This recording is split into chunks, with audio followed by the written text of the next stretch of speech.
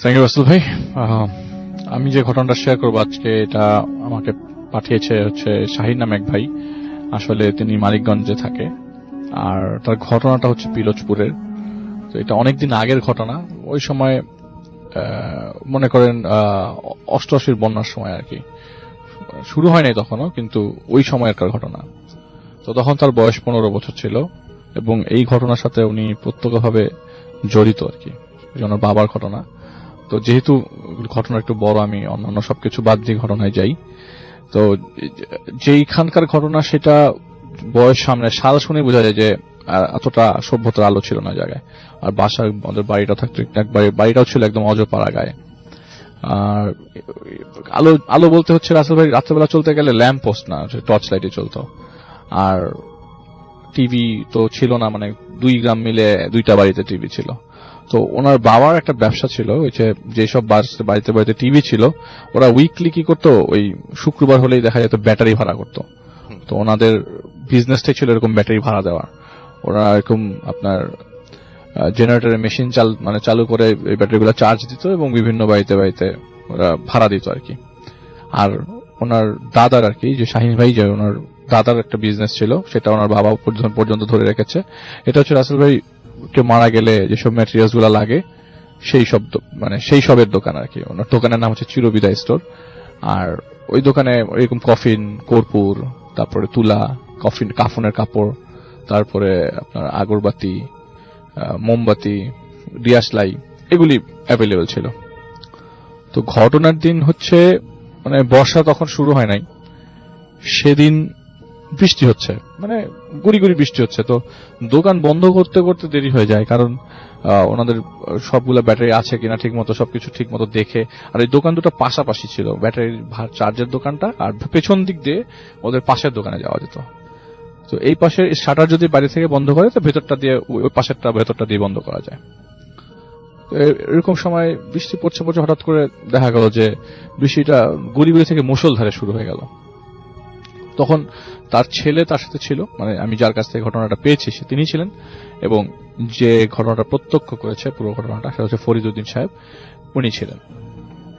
তো হঠাৎ করে যখন দোকানটা বন্ধ করবে, তখন তিনি দেখলেন যে 2টা কুকুর এসছে দোকানে, এসে বসেছে আর কি। বৃষ্টি পড়ছিল, তো 2টা কুকুর এসে বসেছে। তখন দোকান বন্ধ করতে হবে, কুকুর 2টার মধ্যে একটা কুকুর শাটারের বাইরে, একটা শাটারের ভেতরে বসছে। তো কি করবে, দোকান তো বন্ধ করতে হবে। তো চাচ্ছে না কুকুরগুলো।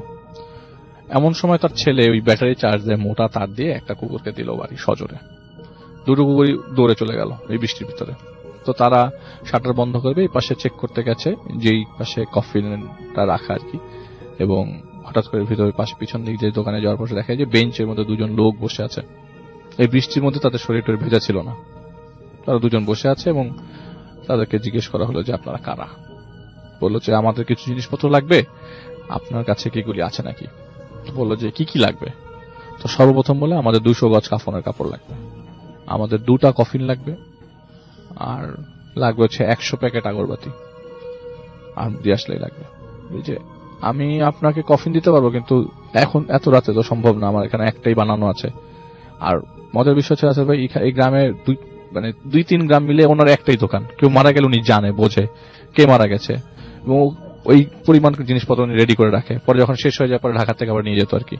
তো জানতো যে কে মারা যাবে, মারা গেছে, উনি ওই পরিমাণ জিনিসপত্র দিয়ে দিত, বা নিজেই পৌঁছে দিত, এরকম জিনিসটা আর কি। তো উনি জানে না কে মারা গেছে। তো জিজ্ঞেস করলো, ভাই এত কাপড় নিবেন, বুঝতেছি না তো মারা গেছে কে। তো ওই 2জন লোকের মধ্যে একজন, যিনি প্রায় 5 ফিট 5.5 ফিট লম্বা, বেশি মানে নর্মাল মানুষের মতো, বলছে যে মারা যায় নাই, কিন্তু মারা যাবে। তখন উনি একটু মানে রাফ অ্যাটিটিউড শো করে আর কি, কারণ আমি একটু জিনিস স্কিপ করে গেছি, বলেছি যে বড় ঘটনার কারণে আমি এগুলি জানাইনি। উনি একটু প্র্যাকটিসিং মুসলিম ছিলেন, আর এলাকার ভিত্তিক যেসব মানুষগুলো ওনার কাছে যেত, ওনার সবাইকে ভালো উপদেশ দিত, আমলের ব্যাপারে বলতো, মানে সবাই খুব পছন্দ করতে থাকে। তো তিনি বললেন যে ভাই আপনারা কি নিয়ে মজা হাসি ঠাট্টা করতেছেন, জান এগুলি আমি বিক্রি করবো না, নইলে আমি আপনাকে ম্যানেজ করে দিতে পারতাম হয়তোবা, কিন্তু এগুলি মজা করার বিষয় না, আপনারা যান দোকান থেকে চলে যান। তো আমি দোকান বন্ধ করবো, আমাকে বাড়িতে যেতে হবে। তো উনি দোকানের ভেতর থেকে এরকম ওনাদেরকে এক প্রকার রাফ ব্যবহার করে তাড়িয়ে দেয়। তো যেহেতু দোকান বন্ধ করতে হবে, উনি শাটারটা বন্ধ করে দোকানের ভেতর থেকে দুটো পলিথিন নিয়ে রওনা দিয়ে দেয় ছেলেকে নিয়ে। তো অর্ধেক পথ আসার পথে ওনার বুকে ব্যথা শুরু হয়ে যায়, বৃষ্টিও কমে যায়, তখন দমকা হাওয়া বইছিল। বুকে ব্যথাটা এরকম যে ওনার শার্প কিছু দিয়ে হার্টের মধ্যে কেউ যদি মানে ছুরি দিয়ে আঘাত করতে, এরকম ব্যথা হঠাৎ করে। তো তিনি ওই তার বাড়িতে যাওয়ার পথে যে জায়গায় বসে বন্ধুদের সাথে আড্ডা দিত, সেই জায়গায় উনি বসার জন্য চিন্তা ভাবনা করেন যে এই জায়গায় বসি, তুই তো তোর মাকে ডেকে নিয়ে আয়। তার ছেলেকে বসে তোর মাকে, এবং সেদিন তার ওয়াইফের ভাই আসছে আর কি, মানে তার শ্যালক এসছে বাড়ির বাসায়, তো বলেছে যে তোর মামাকে ডেকে নিয়ে আয়। তো তার বুকে প্রচন্ড ব্যথা থাকার কারণে সে ওই জায়গায় বসে পড়ে। আর তার জন্ম ওই জায়গায়, তার বাবার জন্ম ওই জায়গায়, মানে ওই জায়গার মানুষ সে, তো এই জায়গাটায় ভয় পাওয়ার কোনো কথাই নেই, মানে ভয় পাওয়ার কোনো প্রশ্নই আসে না। তো হঠাৎ করে বাতাস বইছে, হঠাৎ করে তার পেছনে একটা ধপাস করে শব্দ, মানে গাছের উপর থেকে কিছু একটা পড়লো। কিন্তু এটা এরকম কোনো গাছ না যে উপর থেকে কিছু পড়বে, এটাও নর্মাল করোই গাছ আর কি, এটা নিচে বসে আছে আর কি। হঠাৎ করে জিনিস পড়লো, তো তার সাথে টর্চ লাইট ছিল, টর্চটা ছিল লুঙ্গির ভিতরে বাঁধা, যেহেতু বৃষ্টি পড়ছিল টর্চটা যেন না ভিজে সে লুঙ্গির সাথে বেঁধে রাখছিল। তো টর্চটা বের করে সে পেছনের দিকে মারে, মারার দেখে যে একটা কুকুর পরে, কুকুরের মাথা পড়ে আছে, জিব্বাটা বের করে একটা কুকুরের মাথা পড়ে আছে। উনি খুব অবাক হয়ে দেখতে দেখতেই কয়েক সেকেন্ডের মধ্যে উপর থেকে আরেকটা কুকুরের মাথা পড়ে, এবং 1 মিনিটের মধ্যে ওনার সামনে কুকুরের লেজ, হাত, পা, একটা পর্যায়ে নাড়ি ভুড়ি সহ পড়ে, চিৎকার করতে থাকে। ওনার শরীরটা অসাড় হয়ে যায় ওই মুহূর্তে, উনি মুভ করতে পারে না। উনি এমন করে বলতে থাকে যে উনি যে চিৎকার করে বলছে এটা কেউ শোনার মতো অবস্থা না, কারণ উনি যেখানে বসেছিল ওই জায়গাটাও পরিচিত, ওখানে পেছনে যে ঘরগুলো আছে তাদেরকে ডাকলেই চলে আসার কথা, কিন্তু তার কথা হচ্ছে যে উনি যেভাবে বলছে তাতে উনি নিজেও মনে হয় শুনছে না, মানে তার মুখ টুক সব অবস্থা, মুখ দিয়ে কোনো কথাই বেরোচ্ছে না, এরকম ভাবে চিৎকার করছে, তো শোনার কথা না কারো। এই হতে হতে হঠাৎ করে তিনি অজ্ঞান হয়ে গেল, এরপর আর কিছু মনে নেই। তো উনি সরি আসলে ভাই, আমি একটা জিনিস স্কিপ করে গেছি। হঠাৎ করে তিনি দেখলো যে একটা, মানে অজ্ঞান হওয়ার আগে, যখন অজ্ঞান হওয়ার আগে সে দেখলো যে একটা কুকুর, মানুষরূপী একটা কুকুর, মানে মানুষের ফেস কিন্তু কুকুরের বডি, এসে এই মাথাগুলোকে জিহ্বা দিয়ে চাচ্ছে।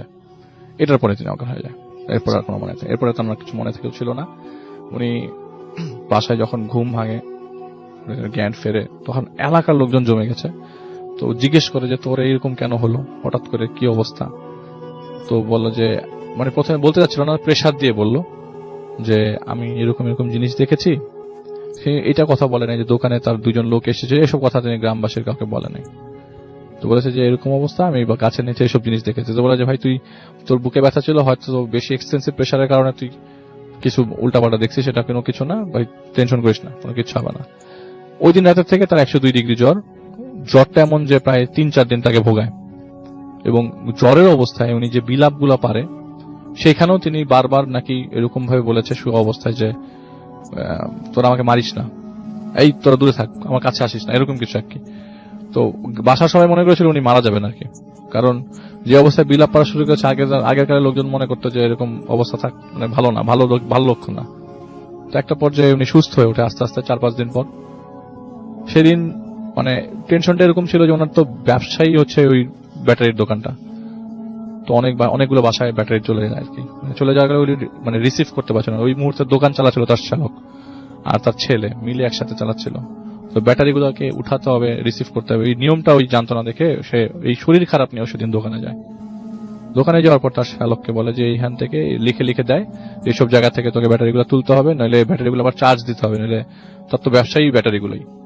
তো যাই হোক, উনি এরকম অবস্থায় কথা বলতে বলতে সন্ধ্যার সময় মাগরিবের ওয়াক্তের একটু আগে 6 জন লোক তার দোকানে আসে, এসে বলে আমাদের 2টা কফিন লাগবে। আপনাকে যে 2জন মানুষ আসছিল অর্ডার দিয়ে গেছিল, আপনি কি রেডি করে রেখেছেন?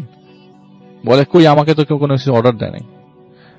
বলে আচ্ছা ঠিক আছে, যখন অর্ডার দেন তখন থাক, আপনি একটাই কফিন দেন। বলে 2টা কফিন দেওয়া সম্ভব না, একটা কফিন দেন, আর 2জন মানুষের জন্য কাফনের কাপড় দেন, আর কিছু জিনিসপত্র লাগবে, এগুলি আমাদের এই বাড়িতে পৌঁছায় দেন। তো উনি বলে এই আপনি নিয়ে যান, আর কে মারা গেছে বলেন তো, নাম বলেন তো আমি একটু শুনি। বলে আপনি চিনবেন না, আপনি নিয়ে যান, এটা ওই বাড়ির লোক। তো ওই বাড়ি তো সবাই পরিচিত, মানে তার পরিচিত সবাই। তো ওনারা আর কিছু বলে নাই, ওরা হাঁটা শুরু করে দেয়।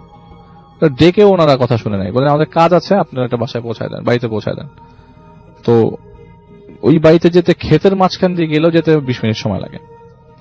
তো উনি ভাবলেন যে উনি যেহেতু এরকম ইসলামিক মাইন্ডের একটা মানুষ, ইসলাম প্র্যাকটিসিং মুসলিম আর কি, যা ঠিক আছে একটা খেদমতের জন্য জিনিসগুলো দিয়ে আসি বাড়িতে। একটা মানুষ মারা গেছে, দেখাও তো বিষয়, দেখারও তো দরকার কে মারা গেল। তখন পর্যন্ত ওনার কাছে এগুলো হিট করে নাই। লাস্ট বার যে দুজন লোক এসছে, ওরা কাফনের কাপড় চেয়েছে, কফিন চেয়েছে, সেগুলি জিনিস সাথে ওটা প্রপারলি হিট করে নাই। যেহেতু বাড়ির নাম বলেছে, ওনার বাড়ির দিকে রওনা দিয়েছে জিনিসপত্রগুলো নিয়ে। সাথে ছিল তার শ্যালক। তো শ্যালককে আপনার ওই বাড়িতে ঢোকার পথে এন্ট্রেন্সে, মানে প্রবেশের, ওই বাড়িতে ঢোকার প্রবেশের পথে ওই শ্যালককে দাঁড়া করা, মানে দেখি কি অবস্থা, কে মারা গেছে দেখা দরকার। তো বাড়ির ভিতরে ঢুকে দেখে যে কোনো মানুষের শব্দ নেই। একটা বাড়িতে কেউ মারা গেলে কান্নাকাটির শব্দ তো দূর থেকেই পাওয়া যায়, কোনো শব্দ নাই, সারা শব্দ নাই, কেউ নাই। ওই জামাইল্লা, ওই রাসেল্লা, কই তোরা, মানে সে পরিচিত আর কি ওই জায়গার। কিন্তু যাদেরকে তিনি চিনে ওরা কেউ এত জোরে ডাক দেওয়ার পরও শুনছে না। আর তখন মাত্র সন্ধ্যা, মানে সন্ধ্যার পরে মাগরিবের নামাজের পরবর্তী সময়কার এই ঘটনা, কেউ শুনছে না, সে কেউ কোনো কথা শুনছে না। তো উনি দেখলো যে আপনার ওই বাড়ির উঠোনে দুজন মানুষ শুয়ে আছে। ওদের শরীরে কাফনের কাপড় নাই, কিন্তু নর্মাল আপনার বিছানার চাদর টাইপের কিছু দেওয়া, দুইজনই শুয়ে আছে। এবং ওনাদের পায়ের বরাবর, পা থেকে 5-6 ফিট সামনে ওই যে 6 জন এসেছিল, ওই 6 জন দাঁড়ানো। সেই 6 জনের বর্ণনা কি দিব? 6 জন এরকম যে এত লম্বা মানুষ, কিন্তু চেহারার দিকে তাকালে মনে হচ্ছে যে কি জানি দিয়ে তৈরি, এদের চেহারাও দেখা যাচ্ছে না, সব আমি ঝাপসা দেখছি। তো তিনি ঝাপসা দেখছিল আর কি। আর তার শ্যালক ওই গেটের, মানে আপনার প্রবেশ পথে দাঁড়ানো, তাকে এখনো ডাকে নেই, তুই আসিস না আমি না বলা পর্যন্ত। তো ওই 6 জন জিজ্ঞেস করে কি ব্যাপার, আমাদের ম্যাটেরিয়াল নিয়ে আসছেন? বলে হ্যাঁ আমি নিয়ে আসছি। বলে যান ওইখানে সামনে যান। ওই দুইজন যে শুয়েছিল তারা তাকে ডাকে, আপনাকে তো আমরা ভয় দেখাইছিলাম, আপনি কিছু মনে করেন না। আপনাদের ভয় দেখানোর উদ্দেশ্য ছিল না আমাদের, কোনো ধরনের ক্ষোভ টোপ থাকলে আমাদের মাফ করে দেন, নিশ্চান্তই আপনাকে ভয় দেখানো ছিল। তো আমরা চলে যাব, আমরা কিছুক্ষণ পরে চলে যাব। আপনি যদি পারেন আমাদেরকে একটু কলমা পড়ান, আমাদের একটু কালেমা পড়া দেন, আপনি পড়লে আমরা আপনার সাথে পড়বো। তো উনি তো ভাই বুঝতেই পারতেছে যে এখানে আর ভালো কিছু হচ্ছে না, আর যা হচ্ছে তা নর্মাল কিছু হচ্ছে না। উনি সাথে সাথে তার শ্যালককে ডাক দেয় ওইখান থেকে, এই তুই চলে আয় কাছে আয়। তো তার শরীর অসাড় হয়ে যাচ্ছে, সে বসে উঠানে। তো সে কালিমা পড়ে এবং তার সাথে সাথে ওরা দুইজনও রিপিট করে। বাই দিস টাইম বলে যে ঠিক আছে, আপনি ম্যাটেরিয়াল গুলা, যারা শুয়ে ছিল তারা আপনার ম্যাটেরিয়াল গুলো ওদেরকে বুঝাই দেন। এই বলতে বলতে ওনারা দুজন, মানে মনে করেন মানে আপনি কাঠের মধ্যে, যে মরা পাতার মধ্যে পাড়ালে যেরকম শব্দ, ঠিক সেরকম শব্দের মতো একটা শব্দ হলো। এবং ওই 6 জন মিলে একসাথে ইন্না লিল্লাহ ওয়া ইন্না ইলাইহি রাজিউন বললো আর কি। তো সাথে সাথে তিনি বুঝে গেলেন যে ওই এর মধ্যে পাশে ধাক্কা দিয়ে দেখে যে তার শ্যাল্লা না ওই জায়গায় অজ্ঞান হয়ে গেছে, পড়ে গেছে, ওইখানে নাই আর। তাহলে যে এখন যা ঘটবে, হয়তো আমি একদম, আমার একটা খারাপ অবস্থা হবে, না তো আমি মারা যাব। ওই 6 জন তাকে মানে অভয় দিল যে আপনার কোনো ক্ষতি হবে না, টেনশন করে না, আমাদেরকে একটু সময় দেন, আমরা লাশটাকে গোসল করাবো। তো পুরো প্রসেসটা 5 মিনিটের মধ্যে হয়ে যায়। লাশ গোসল করানো, রেডি করানো, সবকিছু 5 মিনিটের মধ্যে হয়ে যায়। আর খাটিয়া যেহেতু একটা নিয়ে আসছে, কিন্তু মজার বিষয় খাটিনার দরকার ছিল না। আপনি আসলে একটা কোয়েশ্চেন জিজ্ঞেস করেছিলেন আমাকে যে এত বড় কাফনের কাপড় তাহলে কেন দরকার ছিল। ওই মুহূর্তটাতে এরকমই দরকার ছিল যে কাফনের কাপড়টা এত বড় কেন। তো এখন এখানে নর্মাল একটা মানুষ, দুটা মানুষ শুয়ে আছে। তো এই 5 মিনিটের প্রসিডিউরে বলেছে যে আপনি এখান থেকে নড়বেন না, এখান থেকে যাবেন না। তো বাড়ির পেছনেই কবর হলো, সে কবরস্থ করা হলো, কবর দেওয়া শেষ হলো। বলে ঠিক আছে আপনাদেরকে আমি আগাই দিই, যেই 6 জন ছিল, ঠিক আছে আপনাকে আমরা আগাই দিই। ওই প্রবেশ পথে তার শ্যালক মানে ঘুমন্ত অবস্থা, কোনো মতে তাকে উঠাইছে, হাঁটায় নিচ্ছে। ওই প্রবেশ পথে যাওয়া মাত্রই বললো যে যেই বাড়ি আসতে, যে বাড়ি থেকে আমার বাড়িতে যেতে মিনিমাম আধা ঘন্টা লাগে হেঁটে, ক্ষেত পার হয়ে যাওয়ার লাগে, সেই জায়গায় আমি এই প্রবেশ পথটা ক্রস করার সাথে সাথে দেখে আমি আমার উঠানে। আমি কই ছিলাম আমি নিজেও জানি না। এই গ্রামের বাড়িটা আমার কাছে পরিচিত, এখানে লোকজন আমার পরিচিত, কিন্তু কেউ কোনো কথা আমার সাড়া দেয়নি। আমি কোথায় ছিলাম, এরকম সাদৃশ টাইপের কোথাও আমাকে নিয়ে যাওয়া হয়ে গেছিল না, আমি গিয়েছিলাম, উনি জানতো না। তো যাই হোক, উনি অজ্ঞান হয়ে যায়। পরবর্তী সময়ে উনি যখন জ্ঞান ফেরে, ওনার left side, left hand, left পা, তারপরে বাম পাশের চোখ, ঠোঁট সবই আপনার প্যারালাইজড হয়ে যায়। পরবর্তী সময়ে ডান চোখ আর ডান ঠোঁটটা মোটামুটি ঠিক হলেও হাত পা ঠিক হয়নি। ওই অবস্থায় তিনি 1998 সালে মারা যায় আর কি। 98 সালে ফেব্রুয়ারি মাসে মারা যায়। আর এই ঘটনাটা শেয়ার করে ওনার ছেলে, সম্পূর্ণ ঘটনাটা শেয়ার করেন না। ছেলেমেয়েকে আমি অনেকবারই ঘটনা ঘটার পর অনেকে বলেছে, কিন্তু রাসেল ভাই ওই মুহূর্তের পরে কিন্তু তাকে আর কোনো কিছু কেউ কারো কোনো ক্ষতি করা ট্রাই করে না। এবং সে যখন একজনের কাছে গেছে জানার জন্য যে তার সাথে ঘটনাটা কেন ঘটেছে, তিনি মানে তার ছেলে বলেছে যে আমরা শুনেছি যে বাবাকে তারা অনেক পছন্দ করতো, যে দুজন মারা গেছে তারা বাবাকে পছন্দ করতো, এই জন্য হয়তো তার দোকানে যাওয়া, এই জন্য হয়তো তার সামনে দেখা দেওয়া, নাহলে এটা কখনোই সম্ভব ছিল না। এটা ছিল রাসেলের প্রথম স্টোরি।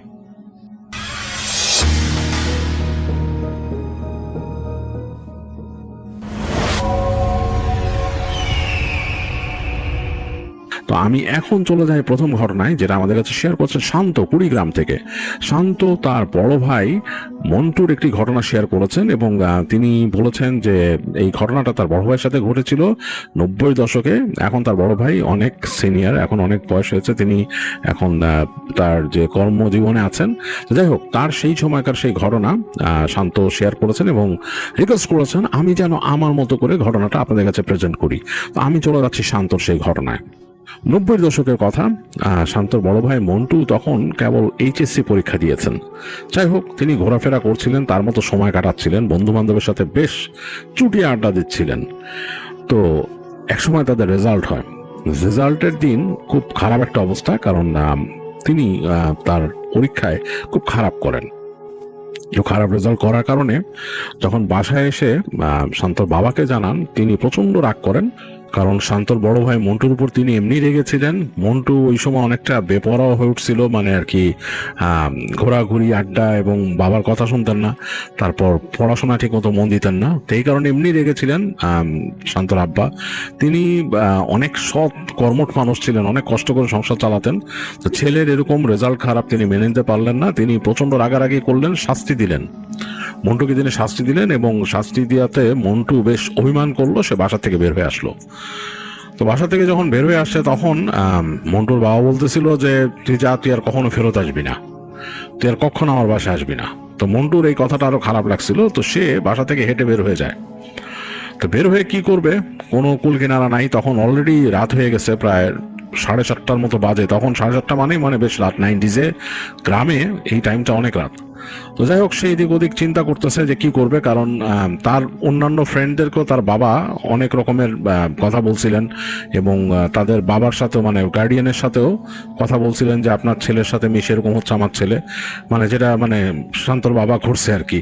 তো এটা করাতে মন্টুর যে বন্ধু বান্ধবের বাবা মা ছিল তারাও মোটামুটি মানে বেশ ফেড আপ, মন্টুকে দেখতে পারতো না এই কারণে। এখন তাদের বাসাও যাওয়া যাবে না বা তাদের আশেপাশেও যাওয়া যাবে না। তো মন্টু কি করবে চিন্তা করতেছে। সে মানে হেঁটে বের হয়ে আসছে বাসা থেকে, বের হয়ে এসে সে দূরে তাদের ওইখানে একটা বাগান আছে, আম বাগান, সেখানে বসে চিন্তা করতেছে সে কি করবে।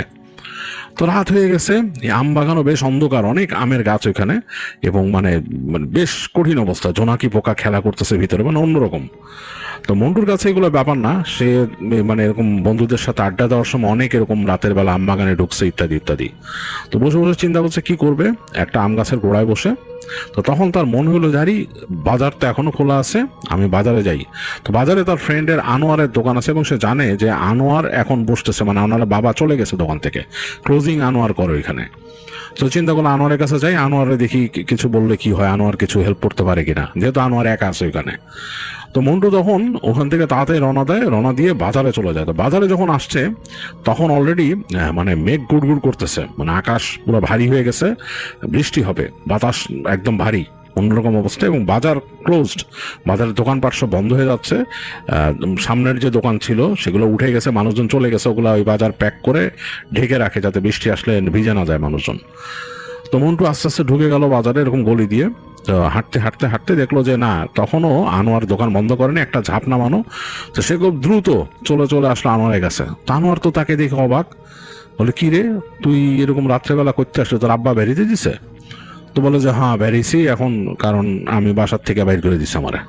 সেটা শোনার পর তো আনোয়ার একটু মন খারাপ করলো, বন্ধু তো বলে যে কি অবস্থা কি। তো এই কথা বলতেছে তখন তারা, এর মধ্যে বৃষ্টি নামলো। তো যাই হোক, আনোয়ার দোকানের ওই একটা ঝাঁপ খোলা রেখেই তার সাথে কথা বলতেছে মন্টুর সাথে, মানে কিভাবে কি করবে। তো আনোয়ার বললো দোস্ত, আমি তো তোরে তেমন কিছু হেল্প করতে পারবো না, আমি তোরে কই নিবো, বাসায় নিলে তো আমার আব্বা খেয়া ফেলাইবো, কারণ তোর আব্বা আমার আব্বারে অনেক কথা বলছে, বলছে যে আমি নাকি তোরে নষ্ট করছি, আমি তোর এদিক ওদিক নিয়ে গেছি। শুধু আমার বাপেরই না, মনে কর শফিক, সবুজ, সবার আব্বারে এরকম কথা বলছে তোর আব্বা। এখন তোরে কিন্তু বাসায় নেওয়া যাবো না দোস্ত, এটা একটা সমস্যা, কারণ আমি বাসায় নিলে আমার আব্বা খেয়ে ফেলাইবো। তো তখন মন্টু বলল যে হ্যাঁ আমি বুঝতে পারছি, এটা আসলে আব্বারে কি বলবো, আব্বাও আসলে অন্যরকম। আমি অনেকবার বুঝাইছি যে মানে দুষ্টমি যা করার আমি করি, আমারে কেউ করায় না, বা আমার আমার আমি কারো দ্বারা খারাপ হই না, এটা বলছি আব্বারে। আব্বা কথা শুনে নাই, আর কি করবো ক। তো তখন আমার বলে যে হ্যাঁ তোর লেগে খারাপ লাগতেছে, এখন কি করবো, কি করবো ক তোরে। এক কাজ করতে পারি, তোরে আমার দোকানে থাকতে দিতে পারি আজকে রাত্রে, মানে আজকে রাত্রে তুই দোকানে থাকতে পারোস, বা রাত্রে বেলা তুই আইসা আমার দোকানে কয়দিন থাকতে পারোস, কিন্তু আব্বার সামনে না, যখন আব্বা থাকবো তখন না। আব্বা চলে গেলে আসবি, আর আজকে রাত্রে থাকতে পারোস, কিন্তু দোষ খাওয়ামু কেমনে, তোরে তো আজকে খাবার দিতে পারবো না আমি নেক্সট ডে, যেমন কালকে ধর আমি যে লুকায় খাবারের ব্যবস্থা করতে পারি, আজকে তো পারবো না। আর দিনের বেলা তুই কেমনে কি করবি চিন্তা কর। আর দেখ বাসা ঠিক হয়ে যাবো, 2-4 দিনের মধ্যে ঠিক হয়ে যাবো, তখন আবার বাসায় যেতে পারবি। তো এটা বলে আনোয়ার। তো মন্টু চিন্তা করে আর তো কোনো উপায় নাই, বৃষ্টি হচ্ছে এদিকে, বেশ বৃষ্টি হচ্ছে, মানে ভালো বৃষ্টি নামছে, ঝুম বৃষ্টি। আর এই বাজারের কর্নারের যে ছাদের ওখান থেকে পানি নামতেছে, নেমে ওই যে নিচের ওখানে এরকম নালা কাটা আছে, ওইটা দিয়ে চলে যাচ্ছে, আর এই পাশের ফ্লোরটা হালকা হালকা ভিজে যাচ্ছে, এরকম একটা অবস্থা। তো আনোয়ার বললো যে দোস্ত এখানে বেশিক্ষণ আমি দাঁড়ায় আড্ডা দিতে পারবো না, আমার ছাতা নিয়ে বেরিয়ে যেতে হইব, তুই দোকানে থাক। আর দোকানে সকালবেলা তুই বাইরে যাবি, বাইরে যাওয়ার পরে তালা মেরে দিবি বাইরে দিয়া, যাতে আব্বা আসে, তো আব্বা এসে যেন আবার না দেখে যে মানে মানে তোরে না পায় আর কি। আব্বা কিন্তু সকাল সকাল দোকানে আসে, সে 7টার মধ্যে দোকানে চলে আসে, তো 7টার আগে দোস্ত তোরে বেরিয়ে যেতে দিব তালা দিয়া। তো তখন শুনে একটু মন খারাপ হয় মন্টুর, কি করবে, মানে তার তো বেলা করে ওঠার অভ্যাস ঘুম থেকে, তো কিছু করার নাই। আনোয়ার বলে আর তুই দোকানে, আমাকে দোকানে কিছু খাবার টাবার আছে, খাইস, এগুলা বন রুটি টুটি আছে, এগুলা খাইস রাত্রে। এগুলো বলে যে দোষ আজকে আর খাবার দিতে পারলাম না, তোরে কিছু মনে করিস না, কি করবো ক। তো এগুলো বলে আনোয়ার বিদায় নেয়। মন্টুকে বোঝাই দেওয়া যায় কিভাবে সকালে তালা দিবে, সে কিভাবে রেখে যায়, মানে সে যেভাবে বন্ধ করতো পুরো পদ্ধতিটা বোঝাই দিয়ে যায়। আর বলে যে রাতের বেলা কিন্তু দোকান থেকে বাইরেইস না, বাইরে ঘোরাঘুরি করিস না, কারণ বাজার তো অন্যরকম জায়গা, বুঝোস না। তো বলে কি হইছে মন্টুকে, কি হইছে, কি অন্যরকম জায়গা। কারণ না বেটা, এত বড় একটা বাজার, মানুষজন নাই, দোকানের মধ্যে সাধারণত মানুষ থাকে না। ওইদিকে ওই যে মুরগি দোকান আছে, ওখানে কয়েকটা মানুষ থাকে, আর এই পাশে কিছু আড়ত আছে, আড়তের ওই যে গোডাউন, ওইখানে কয়েকজন মানুষ থাকে, এছাড়া কিন্তু মানুষ নাই, বাজার পুরা খালি। ওই যে একটু পরে যখন আমি বাইরে যাবো, দেখবি এখানকার গার্ড আছে বাজারের, মানে ওই আইসা এখান থেকে পুরো চেক করবো, গুলি দিই, তারপর একটা সামনের গেটটা লাগাই দিব, সামনে ওইখানে একটা কেচি গেট আছে, কেচি গেটটা তালা মেরে দিব। তো তুই এখানে খামাখা ঘোরাঘুরি করিস না, আবার উল্টা পাল্টা। সেগুলো বলে আনোয়ার বিদায় নেয়। তো হাঁটতে হাঁটতে মন্টু যায় দোকানের ঝাপটা ওই অবস্থায় রেখেই আনোয়ারের সাথে যায়। আনোয়ার গেটের বাইরে যখন বের হয়ে যায়, তখন বৃষ্টি পড়তেছে, বেশ বৃষ্টি। আনোয়ার মাথায় ছাতা ধরে তাড়াতাড়ি হাঁটা দেয়। তো মন্টু চেয়ে চেয়ে দেখলো যে আনোয়ার হেঁটে যাচ্ছে, আনোয়ারের হাতে ফ্ল্যাশ লাইট, সেই ফ্ল্যাশ লাইট মেরে মেরে সে যাচ্ছে, আর বৃষ্টি পড়তেছে তুমুল, মানে আনোয়ারের পাটা মনে ভিজে গেছে। তো ওরা দেখতে দেখতে একসময় চিন্তা করলো যে আবার কখন নাইট গার্ড আসে, কি তাকে কি প্রশ্ন করে। তো সে হেঁটে চলে গেল দোকানে। তো দোকানে গিয়ে সে তার যে স্যান্ডেল ছিল সেটা খুলে এক পাশে রেখে আস্তে করে দোকানের ভেতরে ঢুকে ঝাপটা নামায় দেয়। নামায় দিয়ে দোকানের মধ্যে বসে আছে একটা এরকম চৌকির মতো, বেশ মোটামুটি ভালোই জায়গা, ওই জায়গায় চাইলে সে রাত্রেবেলা শুতে পারবে, সে বুঝতে পারে যে কিভাবে শুবে। ছোট ছোট কয়েকটা বস্তা ছিল জিনিসপত্রের, ওগুলো দেখে কোনটা নরম, এর মাঝে দেখে তেজপাতার একটা বস্তা আছে, তেজপাতা রাখা। তো ওইটা মাথাটার সে আনফোল্ড করে ওটাকে বেঁধে ফেলে, বেঁধে ওইটাকে রাখে, দেখে কচকচ শব্দ হচ্ছে, মাথা রাখতে পারবে। আর এখানে গামছা ছিল, গামছাটা ওইটার উপর দিয়ে নেয়, বুঝতে পারে যে এখানে মাথা রাখা যাবে। তো চিন্তা করলো যে ভিতরে বাতি জ্বালায় রাখাটা বেশিক্ষণ ভালো হবে না, এমনি তো তখনকার লাইট হচ্ছে যে লাল বাতি ভিতরে। চিন্তা করলো যে এটা জ্বালায় রাখলে আবার যদি ওই গার্ড এসে দেখে, বন্ধ করার আগে সে একটা বলে রাউন্ড দিবে এখানে। তো সে খুঁজতে থাকে দোকানের মধ্যে মানে আলো জ্বালার মতো কি আছে। তো দেখলো ওখানে হারিকেন আছে একটা, ওই হারিকেনটা মনে হয় তার বাবা ব্যবহার করে, কারণ অনেক সময় ইলেকট্রিসিটি থাকে না বেশিরভাগ সময়। তো হারিকেনটা দেখে তেলও আছে ভিতরে, আবার মোমবাতিও আছে। ফলে চিন্তা করলো যে এখানে যদি মোম জ্বালাই তো মোমটা তো গলবে, সকালবেলা আনোয়ারের বাবা এসে দেখলে কি অবস্থা, কি চিন্তা করবো অনেক কিছু। তার থেকে হারিকেনটা জ্বালাই। তো হারিকেনটা জ্বালায় সে বাতিটা নিভাই দিল। হারিকেনের আলো তো কম, একদম ডিম করে দিছে হারিকেন, ডিম করে এক কোনায় রেখে সে শুয়ে আছে। তার ঝাঁপ ফেরানো, ঝাঁপের যে ভেতরে শেকল দিয়ে আটকায় রাখছে ভিতর থেকে, যাতে মানে দোকানে আবার ঝাঁপ টান দিলে খুলে না যায়। তো সে বৃষ্টির শব্দ শুনতেছে, মানে ঝুম বৃষ্টি হচ্ছে বাইরে তখনও, আর এছাড়া সব নীরবতা। অনেকক্ষণ পর শুনলো যে হুইসেল দিল কে জানি, মানে যে বাঁশি বাজালো, তো বুঝলো যে গার্ড। তো তারপর সে অনেকক্ষণ পর বুঝতে পারছে যেখানে গার্ড ঢুকছে এবং ওই যে লাঠি দিয়ে ঠেলা মেরে মেরে দেখতেছে দোকানের দরজাগুলা। তো তখন একবার মন্টু চিন্তা করলো যে যদি দোকানের ওই তার এখানে তালা না দেখে বাইরে দিয়ে, তখন আবার কি মনে করে গার্ড, এটা সে একটু ভয় পেয়েছে যে আবার এসে নকটক করলে তখন কি বলবে। তো চিন্তা করতেছে বললে যে আমার ভাই, আমার কাজিন ওকে রেখে গেছে দোকানে, আজকে আমি এখানে থাকবো, এরকম কিছু বলবে চিন্তা করছিল। পরে চিন্তা করছে যে এটা যদি বললে একটা সমস্যা হইতে পারে, যে পরে আনোয়ারের বাবাকে হয়তো জিজ্ঞেস করতে পারে, বাট এছাড়া আর কি, নয়তো তো চোর টোর মনে করবে। সেই কারণে সে ভয়ও আছে। এক সময় দেখলো যে না, তার দোকানটা একদম শেষের দিকে কিন্তু এই গলির, তো ওই পর্যন্ত আর আসলো না। গার্ড ওইখান থেকে হেঁটে হেঁটে আসছে, লাঠি দিয়ে বিভিন্ন দরজায় এরকম বাড়ি টাড়ি দিছে, দিয়ে আবার আস্তে করে হাঁটা দিয়ে চলে গেল। সে বুঝতে পারছে গার্ড চলে গেছে। তো তারপর অনেকক্ষণ সে বসে থাকলো, ঘুম কিন্তু একদম আসতেছে না। মানে এই পরিবেশ, এদিকে মশা কামড়াচ্ছে, মশা এসে পায়ে কামড়াচ্ছে বেশ, তো খুব খারাপ লাগতেছে মন্টুর কাছে। সে তো এরকম পরিবেশে শুয়ে ইউজ টু না, তার বাসায় এসে খুব সুন্দরভাবে ঘুমায়।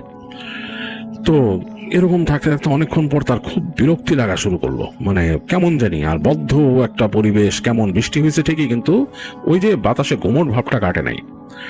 তো অনেকক্ষণ পর চিন্তা করলো যে না, এখন আর বসে থাকা যায় না, ওই গার্ড তো চলে গেছে, কেচি গেটও তালা মারছে, শব্দ পাইছে সেখান থেকে কেচি গেট টানার। তো সে উঠে সে আস্তেই করে শিকল করে ঝাপটা উঠায়, হারিকেনটা পাশে রেখে উঠায়, 2 পা নামায়, মানে দোকানটা একটু উঁচু আর কি, ওখান থেকে 2 পা নামায় সে নেমে যায় হারিকেনটা নিয়ে। ওই ঝাপ খোলা রাখছে অর্ধেক, রেখে সে হারিকেন নিয়ে হাঁটা শুরু করে। চিন্তা করে যে পুরো বাজারটা ঘুরি, তাহলে একটু সময় যাবে, আমার পরিশ্রম হবে, একটু ঘুমটাও আসবে। এই চিন্তা করে সে হাঁটতেছে। তো প্রথম তাদের যে গলির দিক দিয়ে সব দোকানের সারি, এই দোকানের সারি, এবং মানে এই পাশ থেকে একদম ওই পাশ পর্যন্ত, আর এই শেষ মাথায় যে একটু খোলা, ওইখান থেকে গাছ আছে, বড় গাছ থেকে ওই উপরে পানি, বৃষ্টির পানি জমে, সেই পানিটা ধুয়ে নেমে ড্রেন আছে, ড্রেনের ভেতর দিয়ে চলে যায় এরকম। তো রাস্তা দিয়ে সে হেঁটে হেঁটে যাচ্ছে সামনের দিকে, মানে যে গলিটা দিয়ে ওই কেচি গেটের দিকে। তো হাঁটতে হাঁটতে চলে গেল একেবারে কেচি গেটের সামনে। বাইরে দাঁড়ায় তাকায় দেখতেছে যে তখনও বৃষ্টি হচ্ছে, তোড় কমে গেছে বৃষ্টির। আর গ্রামের যে গলি, মানে বাজারের বাইরের রাস্তা, একদম নির্জন, কিচ্ছু নাই কোথাও। তো সে আবার ফিরে আসলো হারিকেন নিয়ে। এসে প্রথম যে গলিটা এই পাশে ডান দিকে ঢুকছে, ওইটাতে ঢুকলো। তো ঢুকে দেখতেছে এখানে ওই চালের, আরো বড় বড় চালের বস্তা রাখা, একদম উঁচু উঁচু করে রাখছে, মানুষজন কেউ নাই, একদম কেমন একটা গুমোট আবহাওয়া ওই জায়গাটার ভেতরে। আর সোজা দেখা যাচ্ছে, মানে একদম বড় একটা স্পেস, তো এদিক থেকে দেখা যাচ্ছে ওই পাশ পর্যন্ত খালি।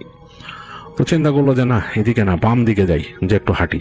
তো ঘুরে ওই রাস্তা পার হয়ে ওই পাশে রাস্তা ঢুকলো আর কি, মানে উল্টা দিকের যে ইটা। তো সেখান থেকে ঢুকে সে দেখতেছে এখানে বিভিন্ন সবজি টবজি এগুলো ঢেকে রাখছে, এবং এখানকার গন্ধটা জানি কেমন, মানে সবজির ঘ্রাণও আছে, আবার অন্যরকম কেমন জানি একটা কাঁচা কাঁচা পচা পচা গন্ধ। তো এই জায়গাটা জানি কেমন লাগতেছে তার কাছে, বৃষ্টির শব্দ তো আসতেছে ওদিক থেকে। তা হাঁটতে হাঁটতে ডান দিকের অংশটা পার হয়ে আসলো। বাঁ দিকে যখন যাচ্ছে তখন সে বুঝতে পারছে যে এই জায়গায় মাংসের কয়েকটা দোকান, কেমন একটা মানে গন্ধ হয়ে রয়েছে ওই জায়গাটার মধ্যে, মানে 2-3টা মাংসের দোকান। তো ওগুলো পার হয়ে গেল। গ্রামে আসলে সাধারণত মাংস ওরকম বিক্রি হয় না।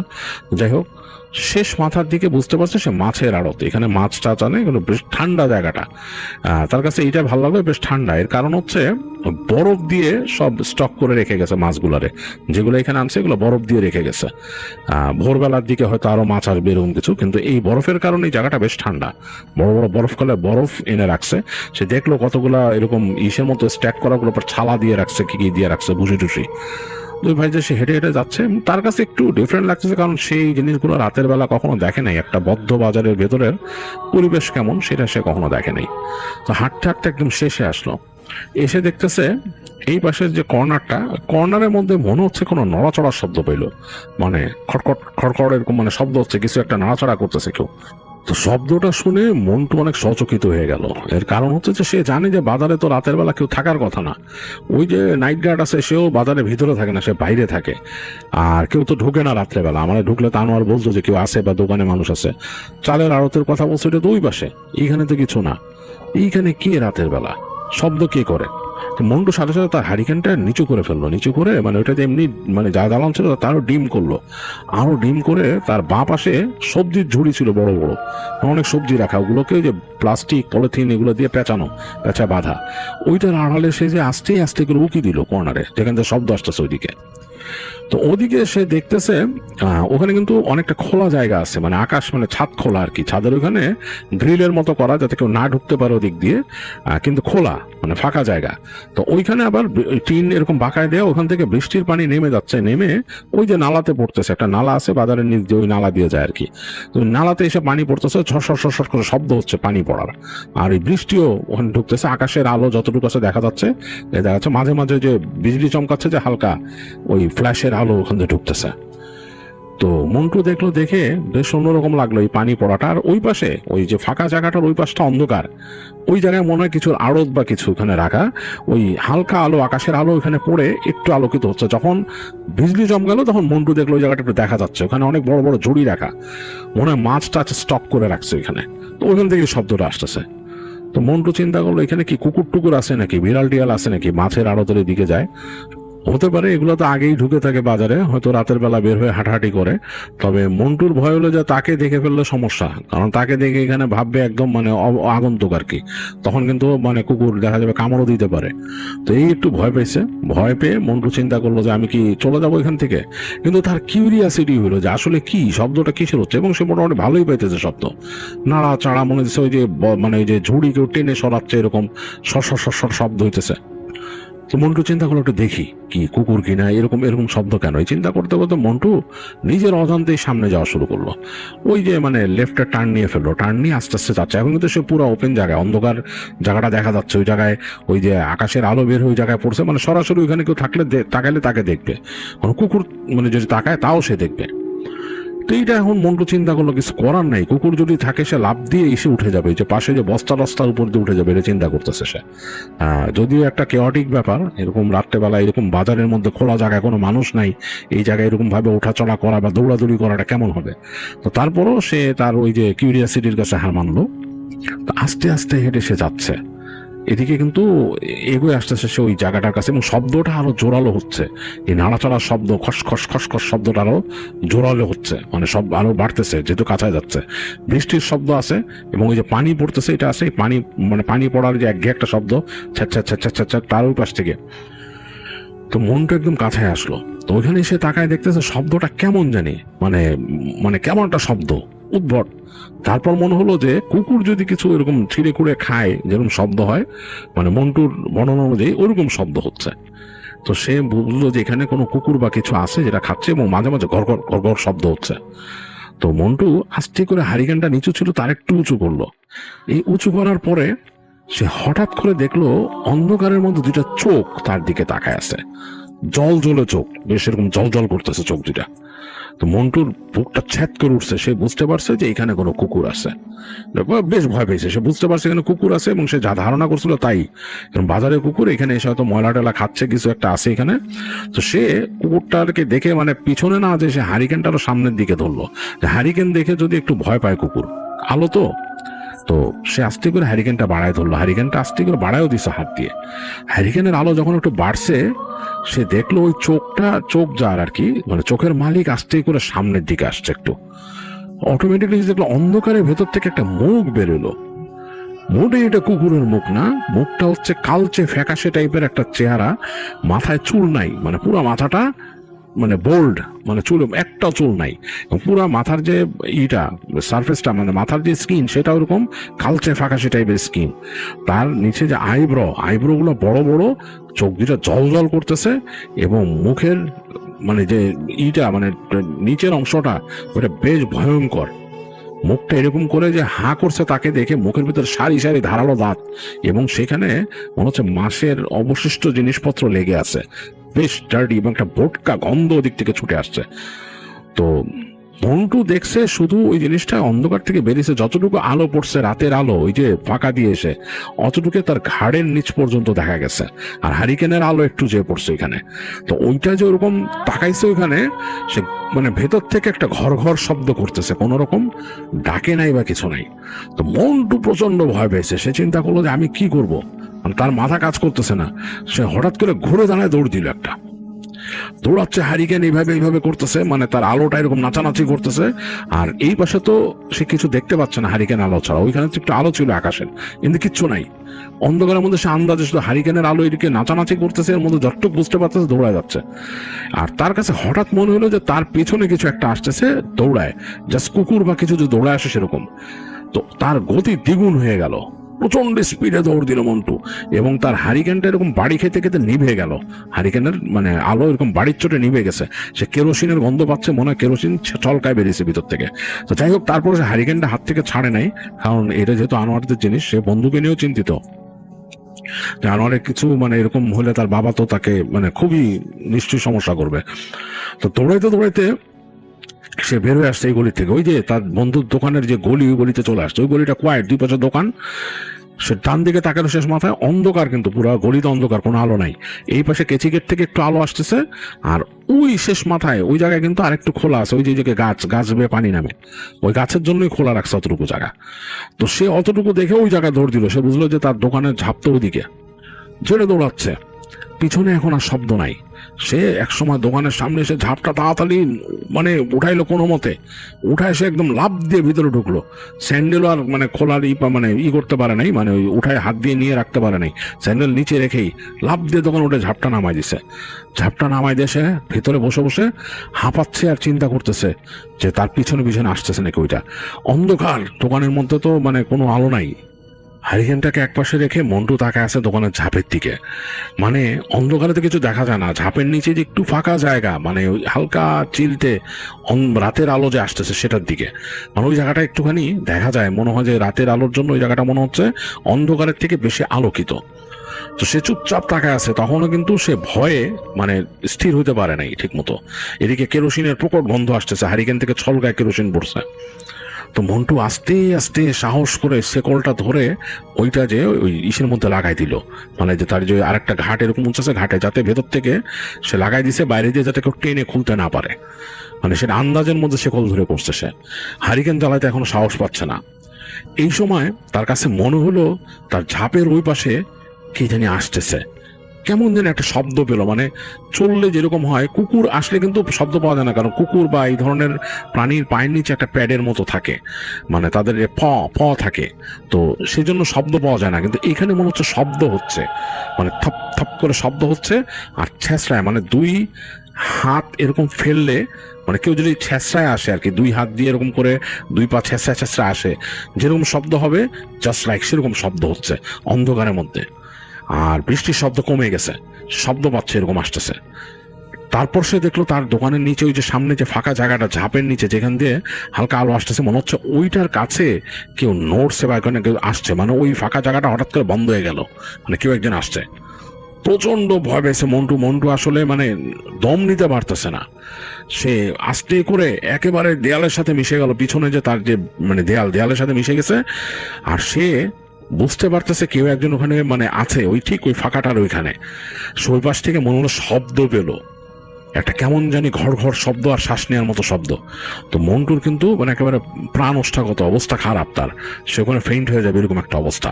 তো সে মনে মনে দোয়া পড়তেছে, তখন যা পারতো মানে ছোটবেলা যা শিখছে দোয়া দৌলত পড়তেছে, চিন্তা করছে যে আল্লাহ মানে বাঁচাও, আমি আর কখনো এই যে মানে উল্টা পাল্টা করবো না, আমি যে বাসায় যদি যাইতে পারি একদম এমন ভাবে পড়াশোনা করব, এমন ভাবে জীবন কাটাবো যাতে আমার আব্বা আমার এই না করে, আমার এখান থেকে বাঁচাও, এই দোয়া করতেছে। আর অন্ধকারটা মনে হচ্ছে জেগে বসতেছে, আর ওই ফাঁকার দিকে ওর তার চোখ যে ওই ছোট জায়গাটার দিকে, ওই জায়গা থেকে আলো মানে সরে যায় কিনা অন্ধকার যেটা আসছে।